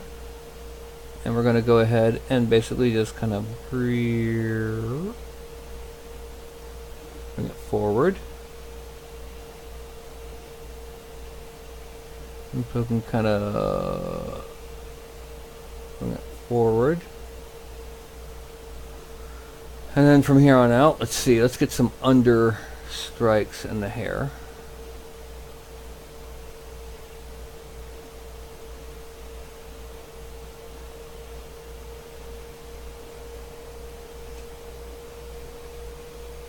Now, oh.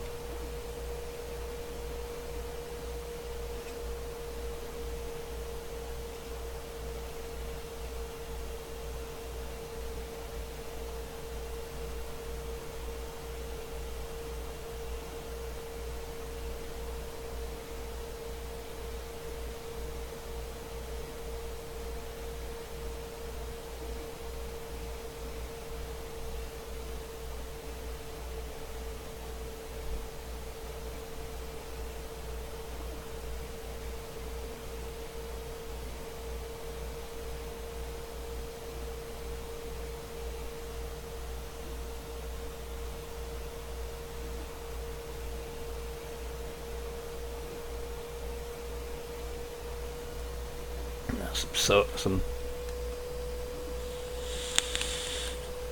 concentration assistance.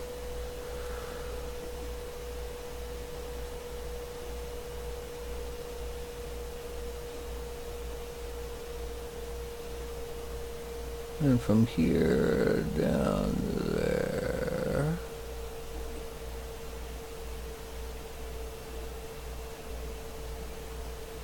And then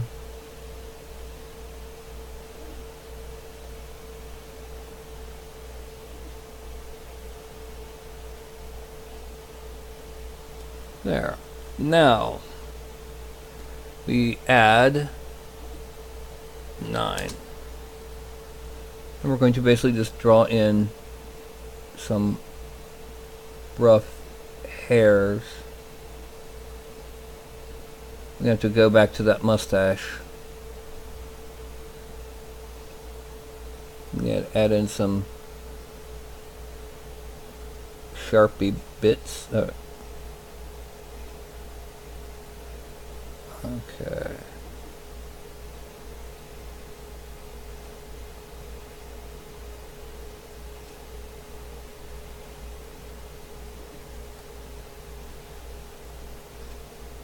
So I'm going to very lightly divide up in the middle there. Draw on.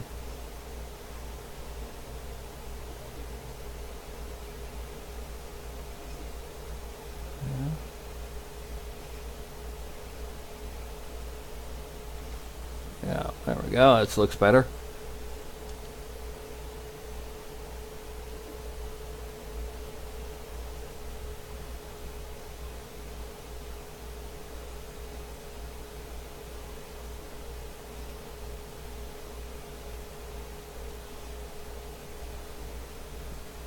Now,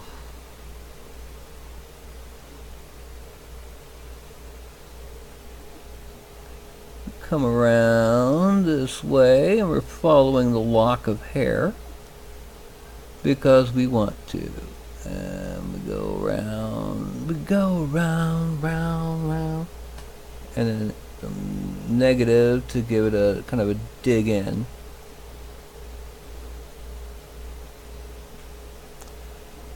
And by using this tool, I've said this before, I say this almost every time, I know you're sick of hearing it. This is to catch paint. Whether it's to catch a wash in the grooves, a dry brush on the raised areas, or both. It's to catch paint. The goal of sculpting a miniature is to sculpt something that would be nice to paint, that also represents the character. If it looks like the character but wouldn't exactly be fun to paint, it kind of, in my opinion at least, kind of fails.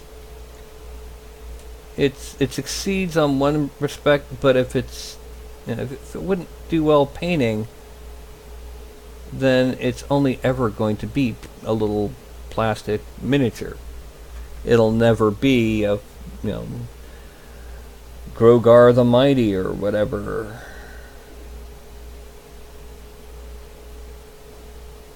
Was that the name from the old Saturday Night Live skit? Lothar. I am Lothar of the Hill People. Okay. Frame. That's his hair. He's got long hair.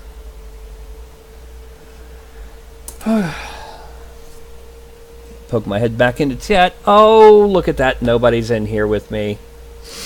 Oh dear.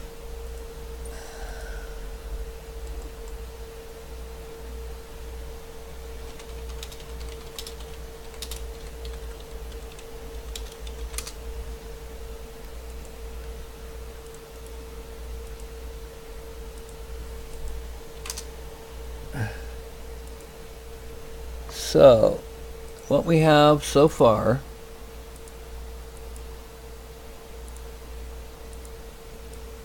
he's got his boots, he's got his stick, he's got his cloak. I need to make details on his hands. And then wrinkles on his pants. Because, no, he is not bare-legged. I don't care.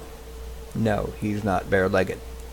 Okay, so we go to inflate.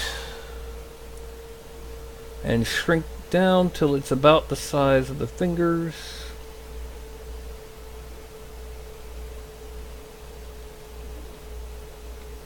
So we need to make it about 12. Okay. And then we're going to inflate there, there, and there. And then draw on the tendon on the back of the hand. And then smooth out the back of the tendon as they fade away. Okay, now we're going to use the pinky for this because the tip of the forefinger is covered. We draw on where the knuckles are. The ring is a little bit forward of the pinky, and the index is equal to it, the ring. And the middle is much farther forward than that. We also need to come up under here and inflate that part of the thumb because the way I rig it, it kind of weakens that part of the thumb. Alright, now that we have those knuckles, we need to smooth them out. So this helps us straighten out them fingers.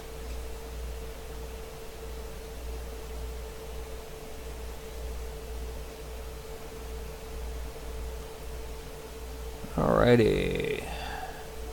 And since he's kind of a big raw bone, technically a giant type, I'm going to leave the knuckles mostly kind of raw bone like that. And then 1, 2, 3, 4. Expand the size of this part of the thumb. And the wrist.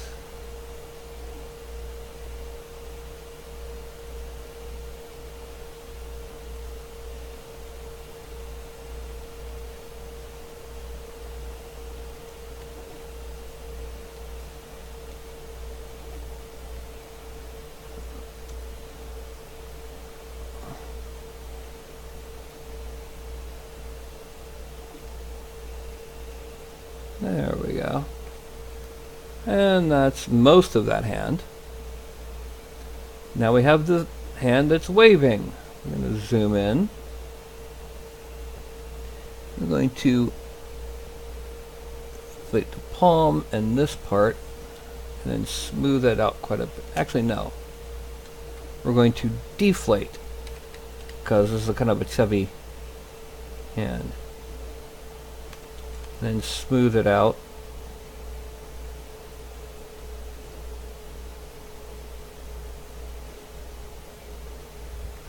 And then we're going to make it a little bit bigger and very carefully inflate here and smooth it, inflate here and smooth it, and then increase the bone, make that wrist bone part of the actual arm.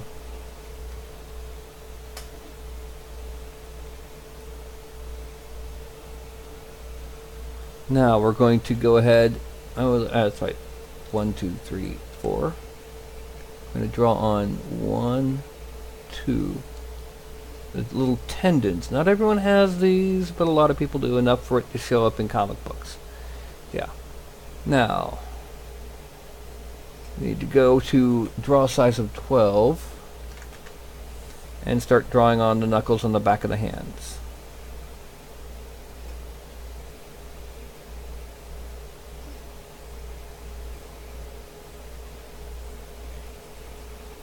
Smooth them over, and then 1, 2,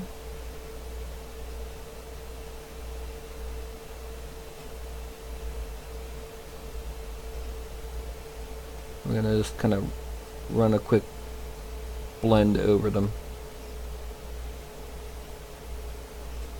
And now we're going to do one more thing.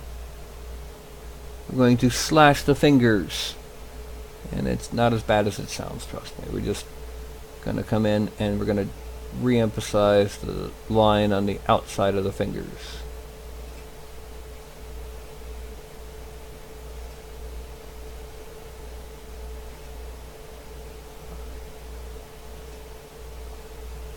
This will help them be separate fingers when again it comes time to paint.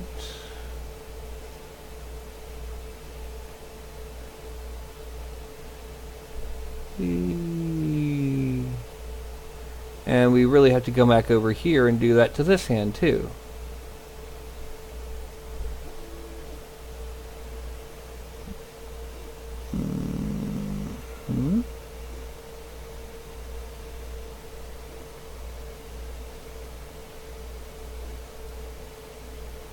And then we did, oh no, I don't want to dip into the other finger. That can be a problem sometimes, drawing these little slashes for separating the fingers. Okay. Now the last thing is we need to draw in some wrinkles on the legs down here. By that I mean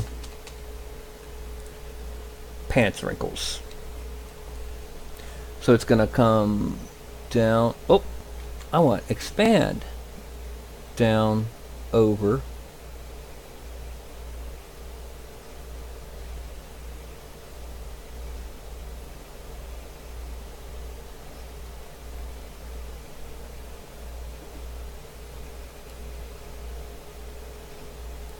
Just enough to make him not look like bare legs, because we don't want him to be bare-legged.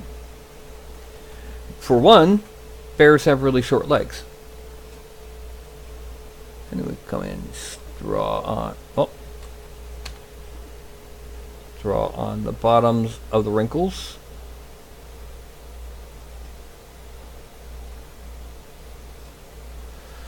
This is just a very quick, very rough, wrinkly bits because, well,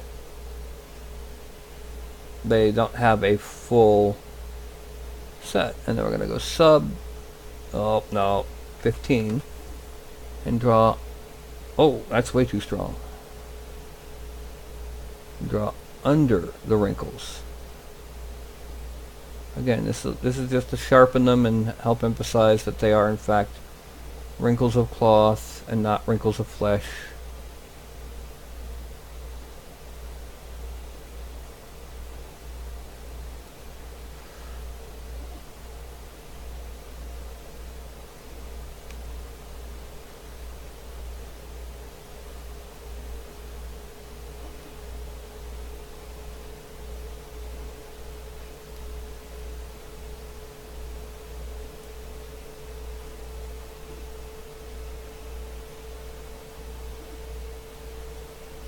Now we frame out, and it looks like our happy little druid is done. I am running a little bit late, I must admit, but the first thing we got to do before we can call this druid done is, after we merge him all down,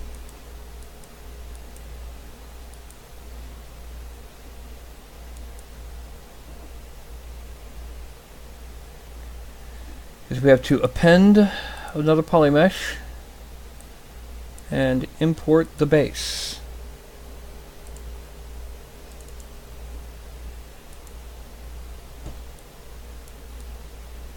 Okay, I see how we're going to do this. Alright, now the first thing we do with the base, we subdivide it a couple times. Now we go to deformation, offset Y, because we want it to be down. Then 0.5. There we go. Now we need to offset. We need to go front. Oh, we'll go there. We're going to offset Z. Okay. And then we're going from the back. We're going to offset X.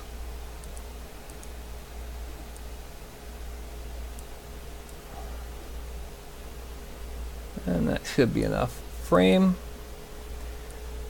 This keeps him on the same size base as the others because, according to D&D, he's size medium. Select him, merge down, and now we have a 1.7 million polygon figure. So what are we going to do with this? We can't deal with that many polygons. But first, before we can do anything, we have to make it a single body part, a single grouping, a single manifold surface. So I click Dynamesh, and I have now 808,000.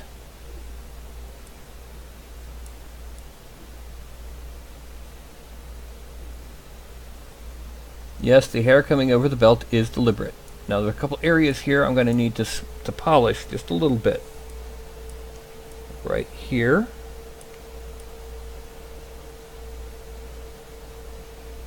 That looks like it's about it for now. Frame out. And here we have our good druid. So now we need to make him at a vaguely printable polygon count.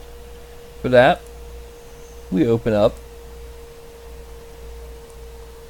the plugins. Decimation Master, 35K. I click this, it'll be reduced to roughly 35,000 vertexes and about 70,000 triangles. Sometimes it fails. Sometimes I have to go in and tweak a few things. But usually it would fail before now, so it's looking like it's going to go.